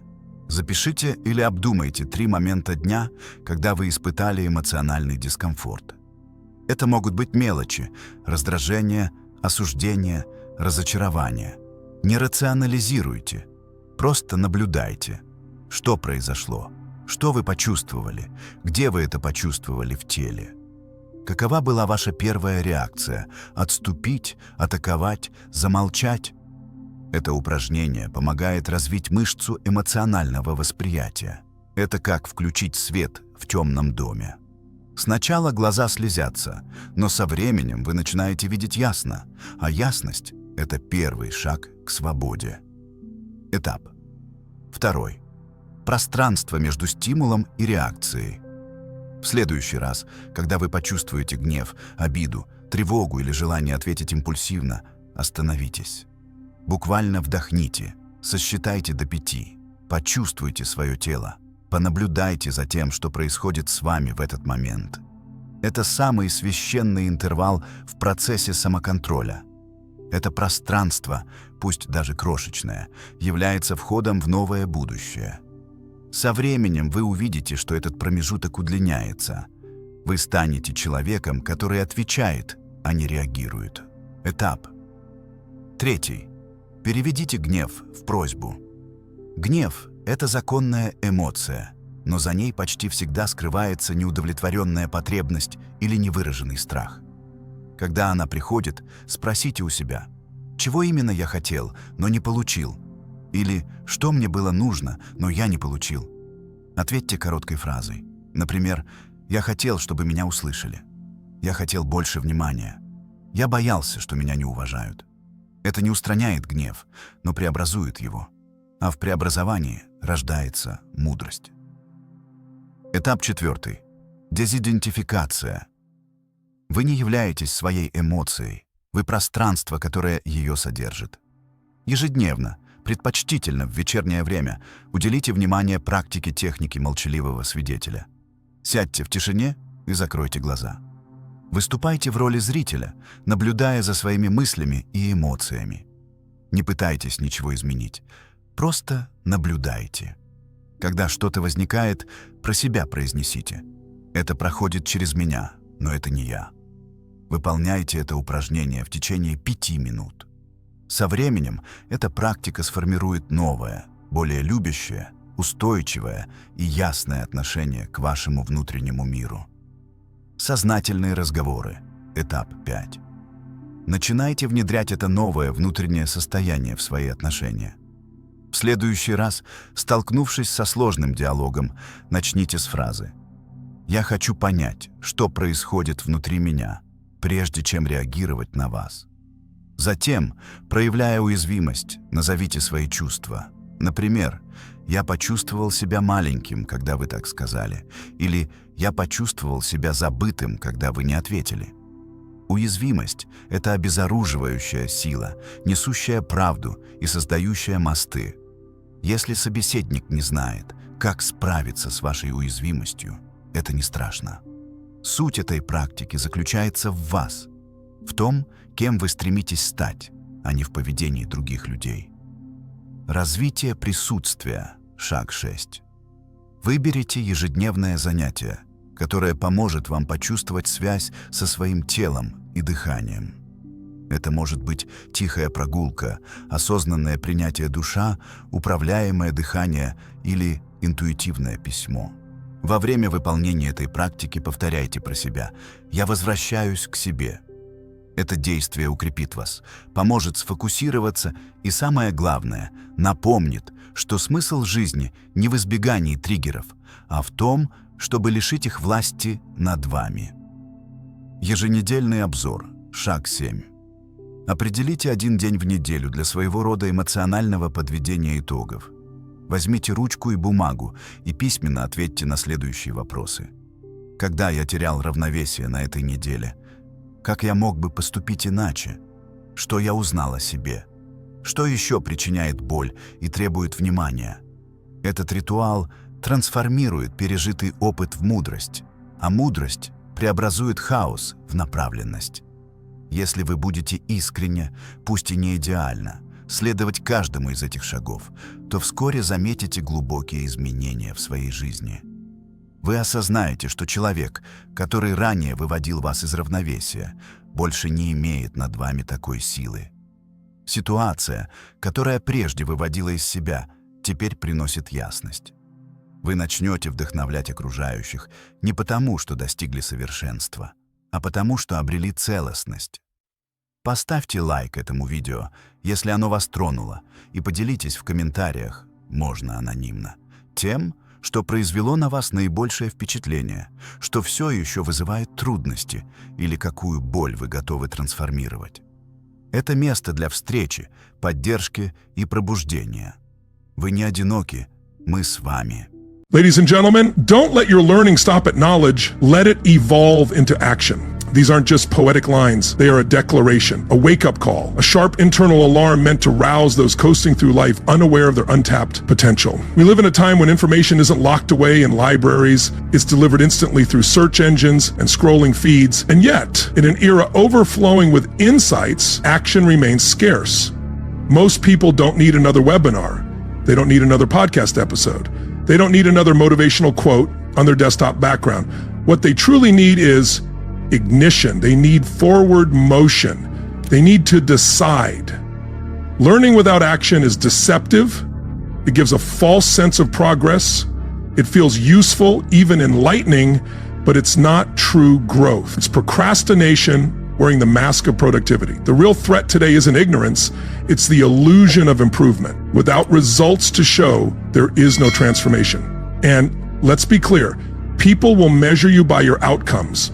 It doesn't matter how many books you've consumed, if your daily life still looks barren, if you remain stuck in the same routines, no one is applauding how inspired you feel. You might believe the world rewards potential. It doesn't. It rewards outcomes. Not theories, not ideas scribbled in notebooks, only execution. Learning may light the match, but it's action that fuels the fire. And without that fire, the spark fades into darkness. So why do most people fail to act? It's not due to ignorance. It's because they're hesitating. Hesitating for approval, waiting for the right moment, for absolute certainty. But in that waiting, doubt takes over. Inaction kills dreams and robs potential.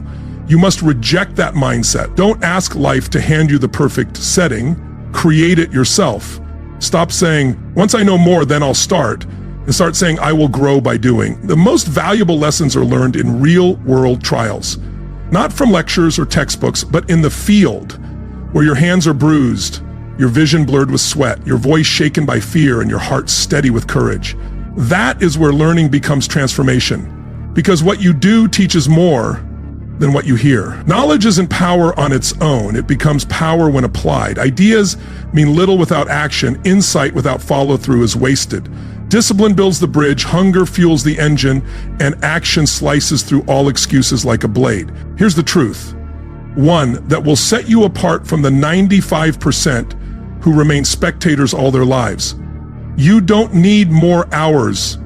You don't need more resources. You don't need more qualifications. What you really need is more courage. Courage to risk looking foolish.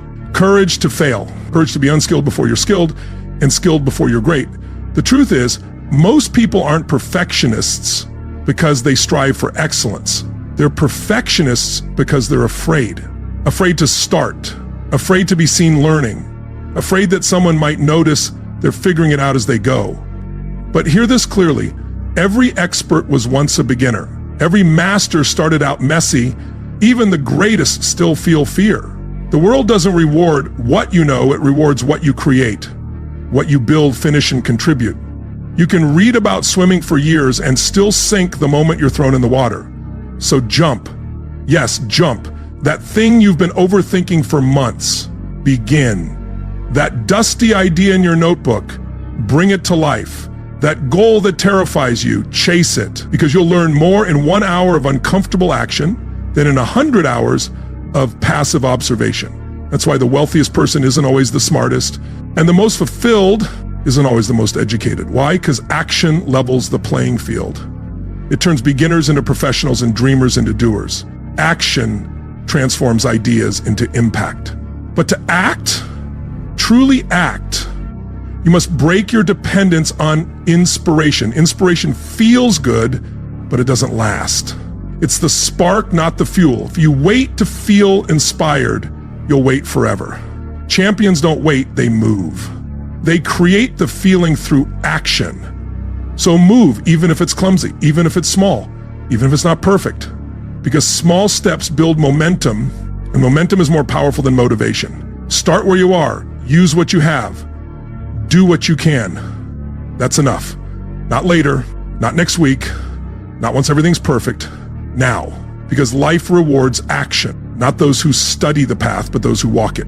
You won't think your way into a better life, you'll move your way there. One decision, one step, one leap of faith. And here's the twist. When you begin to act, your learning accelerates. Real mastery comes through experience. Growth comes from feedback. You'll start seeing what books never mention. You'll uncover strengths you never realized. You'll meet a version of yourself you've never known, the version that shows up and does. That's the real education. Not endless consumption, but courageous creation. There's a reason many know everything about wealth yet remain broke. There's a reason others understand fitness but stay unhealthy. It's not what they know, it's what they do. The most successful people don't just gather information, they move fast, take risks, and adapt quickly. So trade theories for action, trade hesitation for effort, trade ideas for execution. This is your life, not a classroom. The clock is ticking, and every minute you wait is a minute you'll never get back. Because graveyards are full of minds who never used their gifts, full of creators who never created, and dreamers who never took the first step. Don't become one of them. Respect learning, but act relentlessly. Don't collect facts, build results. Because in the end, no one will ask how much you knew. They'll ask, what did you build? Who did you become? What did you do? And if your answer is bold, if it's full, if it's alive, then your learning has served its purpose. So when the dust settles, your hands callous from the work and your voice strained from shouting through resistance, you'll understand. It was never about how much you knew. It was always about how far you were willing to go with what little you had. Because success doesn't belong to the one with the highest IQ, it belongs to the one with the strongest resolve. It's not the person with the most credentials who leads, but the one with the most scars. Life doesn't yield to the well-informed. it yields to the relentless. Stop collecting knowledge like trophies you haven't earned. Every insight should become a directive, not a comfort. Let every lesson stir something in you. Let it challenge you. Let it demand something from you. If it doesn't push you to move, it isn't wisdom, it's decoration. Beautiful, perhaps, but ultimately useless. Knowledge without action is vanity. The world shifts because of those who act, not those who merely understand. It's the writer who writes that makes the difference, not the one who only reads about storytelling. It's the leader who leads, not the one who studies leadership theory. It's the builder who lays the foundation, not the one memorizing blueprints. So the question is no longer, what do I know, but what am I doing with what I know? If you understand sales, are you selling? If you know how to create, are you creating? If you know how to change, are you changing? If not, then your knowledge has become a cage, because once you know but fail to act, you become frozen by your own potential. That is the silent tragedy of our time. We're informed about everything, but excellent at almost nothing. And you feel it deep down, don't you? That tension, that internal conflict. One part of you is full of dreams and ideas waiting to be unleashed. The other part, the fearful part, whispers, not yet. Just a little more time, a little more learning. But that voice, it's lying. It's not wisdom. It's comfort in disguise. It's the quiet murmur of safety, pretending to be strategy. And you must silence it, not gently, but completely, because your future depends on it. Action is the antidote to fear. Movement kills doubt. Commitment cures hesitation. You don't need more prep. You need more presence. Be present in your own life. Be the person who says, today, I won't just learn, I'll do. While others wait for the perfect moment, the doers build momentum. While thinkers debate the map, the doers make the road. While spectators admire greatness, the doers become it. And yes, it will hurt. There will be failure. But understand this, failure that comes from action brings wisdom. Failure from inaction brings regret. You'll never regret the step you took, only the one you didn't. You want to feel truly alive? Then move, send the message, make the call, build the product, launch the idea, speak the words, take the risk. Do something today your future self will look back on and say thank you. Because one day, and that day is closer than you think, the moment will be gone, the door will close, and all that will remain are two things: what you built and what you left undone. You are not here to be a container for information, you are here to use it. So sharpen your mind, not just to understand, but to act. Turn your knowledge into motion. Turn learning into life. You don't need another course. You don't need another mentor. You need a mirror. You need to look yourself in the eye and say, I am the one. Not someday, not later, now. Because once you stop waiting and start moving, everything shifts. The world responds. Doors open. What was invisible becomes clear. Life meets you at the level of your action, not your intentions. Every day you delay, you pay. You pay in self-respect, in lost momentum, and in the quiet heartbreak of unlived potential. But every day you act, you rise. You rise in strength, in clarity, and in your ability to shape reality with your will. Learning was never meant to be a shelter. It was meant to be a weapon, one that is sharpened through use and tested in the battlefields of life. When wielded with conviction, it becomes unstoppable. So stop romanticizing theory, stop worshiping knowledge, start honoring discipline. Start honoring movement, start honoring follow-through. These are the true gods of success, not intelligence, not pedigree, but grit, courage, and consistency. The one who keeps moving imperfectly will always outpace the genius who waits for perfection. Because progress is not about precision, it is a dance with imperfection. You don't win by waiting for the perfect move, you win by moving, adjusting, and moving again. If you're tired of being stuck, don't look for more answers, ask a better question. What can I do today? Because today is the only day that exists. Now is the only time with power. And you are the only one who can shift the direction of your life. So move it. Not tomorrow, not later, not when you feel ready, now. Readiness is a myth. No one is ever truly ready. not for greatness, not for transformation. Readiness is not the starting point, it's the outcome. It is forged in the fire of doing. It is born through the friction of showing up, failing forward, and staying true to your word long after the excitement fades. You don't wait for the storm to pass, you become the storm. You don't wait for the wind, you set the sail. And when you take real, meaningful action, something ancient and powerful awakens inside you. Something buried under fear, doubt, comfort, and overthinking. You awaken the maker, the builder, the beast, the part of you that doesn't just know, it becomes. Because knowledge alone is not power. Knowledge simply shows you what's possible. And with every step forward, the distance between who you are and who you could be begins to disappear. This is not about hustle. This is not about burnout. This is about honoring the gift of awareness. It's about proving to the universe that you are worthy of the insight you've been given by turning it into something real, into results, into impact. You've learned, you've trained, you've visualized, you've filled journals, you've studied the greats from Carnegie to Musk. But now the only question that matters is this: what will you do with it? Will you let your wisdom rot on the shelf of hesitation, or will you take the hammer of action and strike while the metal of the moment is still hot? Because time doesn't wait. The clock doesn't care, and the calendar won't pause. Every second you hesitate, the life you want slips further away.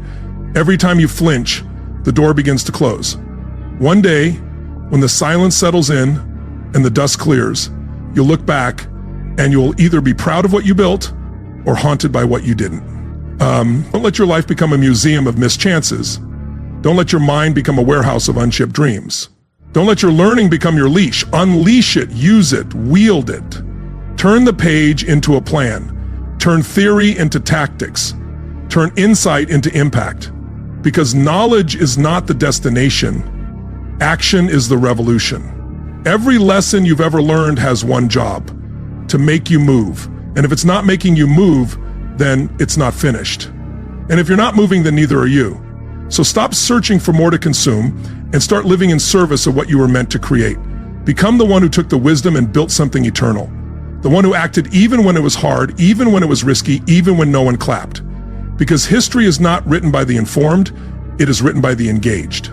The battlefield of life is not won by those who know all the strategies, it is won by those who enter the fight, sword drawn, feet planted, heart ready. So stand up today, right now, because the moment you begin, the universe begins too. The moment you move, energy shifts, doors open, people appear, opportunities flood in. Not to the thinker, not to the reader, not to the planner, but to the mover. You've heard enough. You've known enough. Now it's time to live like it. Now it's time to do. And when you do, when you finally act, something irreversible happens.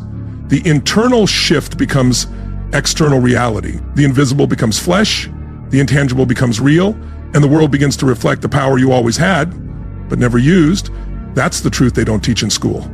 The bridge between dreams and results is built plank by plank with action, not desire, not discussion, not dreaming. Because dreams without discipline become ghosts, hauntings of what could have been. But discipline, daily, focused, unglamorous discipline is what turns sparks into infernos. It's what transforms wishful thinking into undeniable legacy.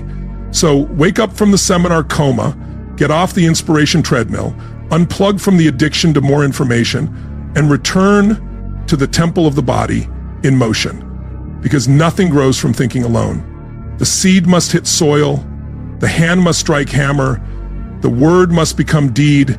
Every hero you admire, they were not made by what they knew, they were forged by what they did with what they knew. Read that again. Let it break something open in you. You don't need a new path, you need new priorities. Most people aren't suffering from a lack of opportunity, they're suffering from a lack of urgency. The fire doesn't start when you feel like it, it starts when you move like your life depends on it. Because it does. Your potential is not a trophy, it is a debt you owe to the world. And you repay that debt with action, daily, relentlessly, with love, with faith, with force. And don't you dare say it's too late. Don't you dare say you've missed your chance. As long as you're breathing, there is breath in your destiny. As long as you have strength to stand, there is ground for you to take. As long as you have a voice, there is truth for you to speak. And as long as you remember why you began, there is power for you to continue. But you must stop hiding behind learning. Stop pretending that knowledge is safety. It's not. Knowledge is responsibility. Knowledge demands that you become more, not just know more, because the more you know, the more you owe. And if you know what to do but still don't do it, that is not wisdom. That is betrayal of yourself, of your future, of the ones watching you, praying for someone to go first. Because here's the other secret. Someone needs you to move. Your action doesn't just change your life, it shifts others too. There's someone right now in the shadows of your orbit, watching you, waiting for a sign, looking for proof that it's possible. And your motion could set them free. Your courage could crack the sky open for them. Don't rob them of that. Be the proof, be the light, be the walking, breathing evidence that it can be done. Not because you read about it, not because you posted a quote, not because you watched a documentary, but because you did it. Because action is the highest form of faith. When you act, you're declaring something to the world. I believe in this dream. I believe in myself. I believe that even if I fall, I will rise again. And what happens when you keep rising? You become undeniable. You become unshakable. You become someone that no amount of fear, no pile of excuses, no wall of doubt can stop. That's not fantasy. That's not motivation. That's what happens when your learning becomes action. That's what happens when your knowledge finds a spine. That's what happens when you stop saying, I know, and start saying, now I build. So build. Build before you're ready. Build before it's perfect. Build like your future depends on it, because it does. One brick at a time, one post, one sale, one step, one hard conversation, one more rep, one more cold call, one more line written, recorded, shipped, and shown. Stack those bricks, no matter how small, no matter how slow, because the day you stop stacking is the day your legacy dies in blueprint form. But the day you commit, truly commit to action, the world begins to rearrange around your fire.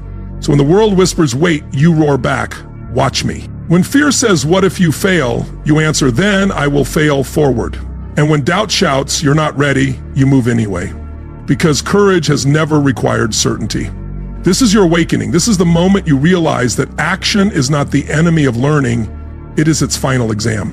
And every day life hands you that test. Not on paper, not in theory, but in real time, in your decisions, your habits, your willingness to step beyond what you understand and into what you embody. You are not here to collect information. You are here to change atmospheres, to walk into a room and raise its standard, to start something that didn't exist before you touched it, to plant seeds in barren soil and trust they'll rise, because you planted them. But you cannot sow if your hands are always full of books. You cannot lead if your feet never move. You cannot win the battle if your sword never leaves its sheath. This is not about rushing blindly into action. This is about aligned, intentional, daily, deliberate execution. The kind of action tied to a cause higher than ego and deeper than applause. The kind of action that lives in purpose, breathes in vision, and bleeds in impact. If your learning doesn't lead to purpose, it was just noise. If your knowledge doesn't lead to contribution, it was just ego. If your preparation doesn't lead to transformation, it was just delay. But when learning meets movement, mountains shift. That's when your voice changes. It deepens. Because you're no longer speaking from theory. You're speaking from the trenches, from sweat, from results. And no one can argue with results. They might question your journey. They might mock your methods, but they cannot deny the fruit. So if you want to silence the critics, build. If you want to quiet the doubt, if you want to command the room, deliver. This is the era of execution. No one's coming to crown the most educated. They're coming to follow the most effective. And effectiveness belongs to the implementers. Those who rise early, not to scroll, but to create. Those who stay up late, not to fantasize, but to finish. those who spend their weekends not numbing themselves, but nurturing what matters. You can consume for the next 10 years and still be stuck, or you can produce for 10 months and change your life. Because life does not respond to your input, life responds to your output. The universe echoes your effort, not your dreams. It mirrors back your moves, not your mantras. So ask yourself this: what are you making? What are you shipping? What are you building with all that you've learned? Because that's what the world is waiting to see. What are you executing on, even when it's boring, hard, or thankless? Because that is where your character is built. In the dark room, in the lab, in the silence, where no one claps, where no one sees. And still, you do the work. You show up. You push through. You deliver. Not because of the spotlight, but because your standard isn't set by applause, it's set by alignment. And when your action aligns with your awareness, you don't just grow, you ascend. You don't just make progress, you lead a revolution. First inside yourself and then outward, into every space, every room, every life you touch. That's what this world needs now more than ever. Not more thinkers, not more critics, not more analysts. The world needs builders, doers, warriors of execution, people so committed to translating learning into living that the world cannot ignore their results. So rise as one of the few, the rare, the radical, the kind of person who lives by this law. If I learn it, I live it. If I know it, I do it. If I see it, I build it. Not tomorrow, not later, now. Because now is all you've ever had. Not someday, not one day, now. Now is the only soil where dreams can root. Now is the only clock that ticks in real time. Now is the only place where learning becomes living. And the ones who truly understand this, not just in the mind, but in spirit, are the ones who rise above the noise. You've seen them, the ones who don't speak much, but whose results echo louder than any slogan. The ones who don't try to convince you because their consistency proves them. The ones who move quietly, but every step reshapes the terrain around them. Were they smarter, luckier, more connected? No, they just moved. While others hesitated, they executed. While others planned, they planted. While others dreamed, they delivered. They didn't let learning become a spiritual entertainment system. They let it become fuel, purpose, motion. And that is your calling, to become one of them, to stop swimming in knowledge and start sailing with it, to stop observing and start orchestrating. Let your life be a demonstration, not a discussion. Let your discipline speak louder than your declaration. Let your results become your reputation. Because when you commit to action, life begins to treat you differently. The air shifts, the people around you evolve. You attract the serious, the bold, the focused. Because action is magnetic. Movement pulls movement. Fire finds fire. And that's why you must protect your momentum at all costs. It's more valuable than talent, more rare than intelligence, more powerful than motivation. Don't ask, how do I feel? Ask, what must I do? Because feelings will lie, but habits will lead. You think success comes from knowing? No, it comes from doing, especially when you don't feel like knowing anymore. It comes from pushing through the fog of fatigue, the noise of doubt, and the endless buffet of excuses. And let's be honest, those excuses, they're seductive. I just need more time. I need a better plan. I'll start when I feel ready. I don't want to fail. But let me tell you this, the greatest failure isn't falling, it's staying still. The greatest danger isn't defeat, it's delay. The real death isn't the death of the body, it's the death of motion. So kill the excuse, kill the delay, kill the need for perfect conditions. Because if you can master the art of acting in imperfect conditions, you become unstoppable. Life was never meant to be tidy. Mastery is messy. Excellence is earned, not in ease, but through sweat, through trial, through showing up again and again long after the mood has left the building. You're not here to tiptoe through theory, you are here to break ground, to put your fingerprints on this world, to leave behind a trail of action so undeniable, so powerful, It speaks for you long after you're gone. This is not just about success. This is about legacy. And legacy is not built in libraries. It's built in the arena. It's built in lives touched, in movements sparked, in change created.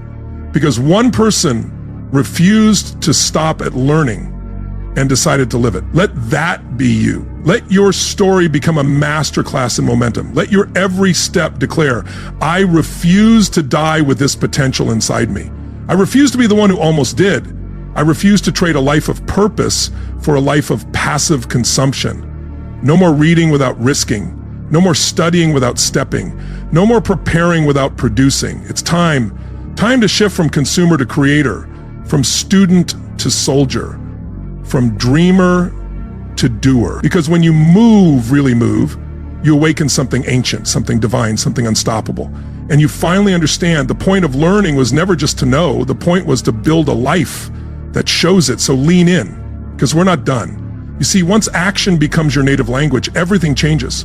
The fog begins to lift, the confusion starts to clear, and the universe, once indifferent, begins to whisper, yes, that's it. Keep going. What once felt like resistance begins to feel like fuel, because discipline is addictive. Progress is intoxicating. When you begin to act, your body remembers what it truly means to be alive. Not alive in theory, not alive in emotion, but alive in momentum, alive in the sacred rhythm of cause and effect, of idea and impact, of breath and breakthrough. The difference between those who rise and those who remain isn't how much they know, it's how often they move. The doers don't wait to feel worthy. They don't seek permission. They validate themselves through the doing, through the sweat, through showing up when no one is watching. They're not obsessed with being seen. They are obsessed with becoming undeniable. And that must become your obsession too. Not fame, not likes, not admiration, but excellence. And excellence is only born through one thing, repetition. The muscle is built through repetition. The craft is sharpened through repetition. The results compound through repetition. So the question is no longer, what do I want? The real question is, what am I willing to repeat no matter how I feel? Because it's not what you occasionally do that transforms you. It's what you relentlessly repeat. One phone call, one rep, one journal entry, one uncomfortable conversation, 1 hour of deep work, one promise kept. Stack those wins. Let your consistency roar louder than your goals. Because in a world addicted to instant gratification, the rarest trait is endurance. Everyone's looking for shortcuts, hacks, and secret keys. But here's the truth. The most successful people aren't faster.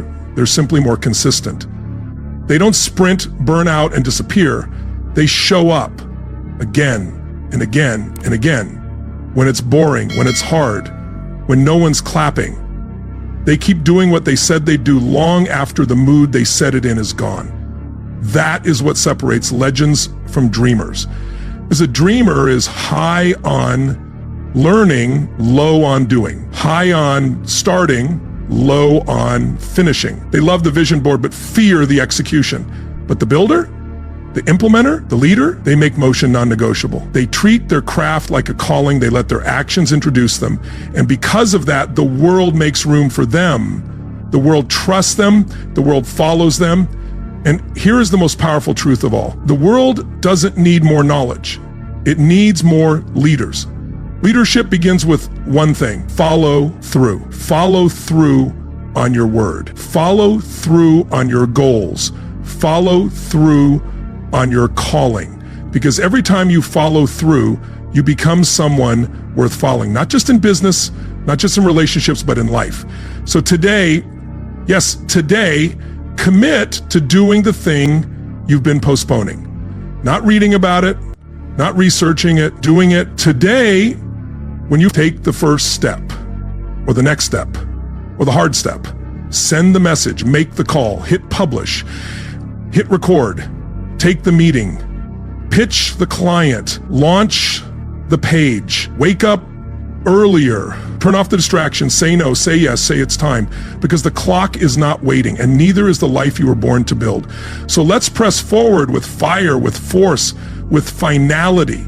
Because this is the hour where talk ends and truth begins. This is the moment where the old self burns, where the doubter inside you takes their last breath, where the dreamer gives way to the doer, and you finally become who you are meant to be. You will not be remembered for what you meant to do. You will be remembered for what you moved to do. You won't be respected for your plans. You will be respected for your proof. So bring proof. Let your life be evidence. Let your routine be the sermon. Let your habits preach louder than your promises ever could. Because here's the secret the quiet great ones know. Action is identity, not intent, not inspiration, not education, action. You are what you repeatedly do. You are what you finish. You are what you fight for when motivation is gone. Every time you move with integrity, with focus, with courage, you don't just change your results, you change your nature. You rewire the very code of who you are. So stop asking, who am I to do this? Start asking, who do I become by doing this? Because the identity you long for, the confident one, the bold one, the fulfilled one, isn't waiting at the end of your learning. You're waiting at the end of your action. You don't become brave by thinking brave thoughts. You become brave by doing brave things. You don't become disciplined by reading about habits. You become disciplined by honoring your commitments when it's hard. You don't become wealthy by studying money. You become wealthy by moving money, by risking, building, selling, shipping, scaling. You don't become great by studying. You become great by doing what great people do. And great people act. They don't wait for the world to crown them. They crown themselves with consistency. They coronate their own lives through execution. They understand that success is not given, it is compounded. One action, then another, stacked, repeated, built into a wall of fire that no excuse, no fear, no voice of doubt can penetrate. You've seen the other way. You've tasted the false comfort of waiting. You know what it's like to scroll through inspiration while your goals collect dust. You know what it feels like to be full of potential and empty of results. So don't go back. Burn the ship, delete the back door, close the maybe, kill the what if, and replace it all with one sacred vow. I will let my learning lead to action, or I will let it go. Because the longer you hold knowledge hostage without motion, the more it owns you. The more it turns into guilt, into pressure, into shame. You were not meant to be a warehouse of ideas. You were meant to be a furnace of impact. So light the match. Act like your life depends on it, because it does. This is your revolution. Not loud, not flashy, but real. Relentless, ruthless. This is the moment your future starts to applaud you. Not for what you know, not for what you plan, but for what you finally do. And when it's all said and done, when your body's tired, your legacy written, your name etched in the results you created, let them say that was someone who acted. That was someone who finished. That was someone who refused to let their learning stay silent. They let it speak, not in theory, but in motion. Let that be you.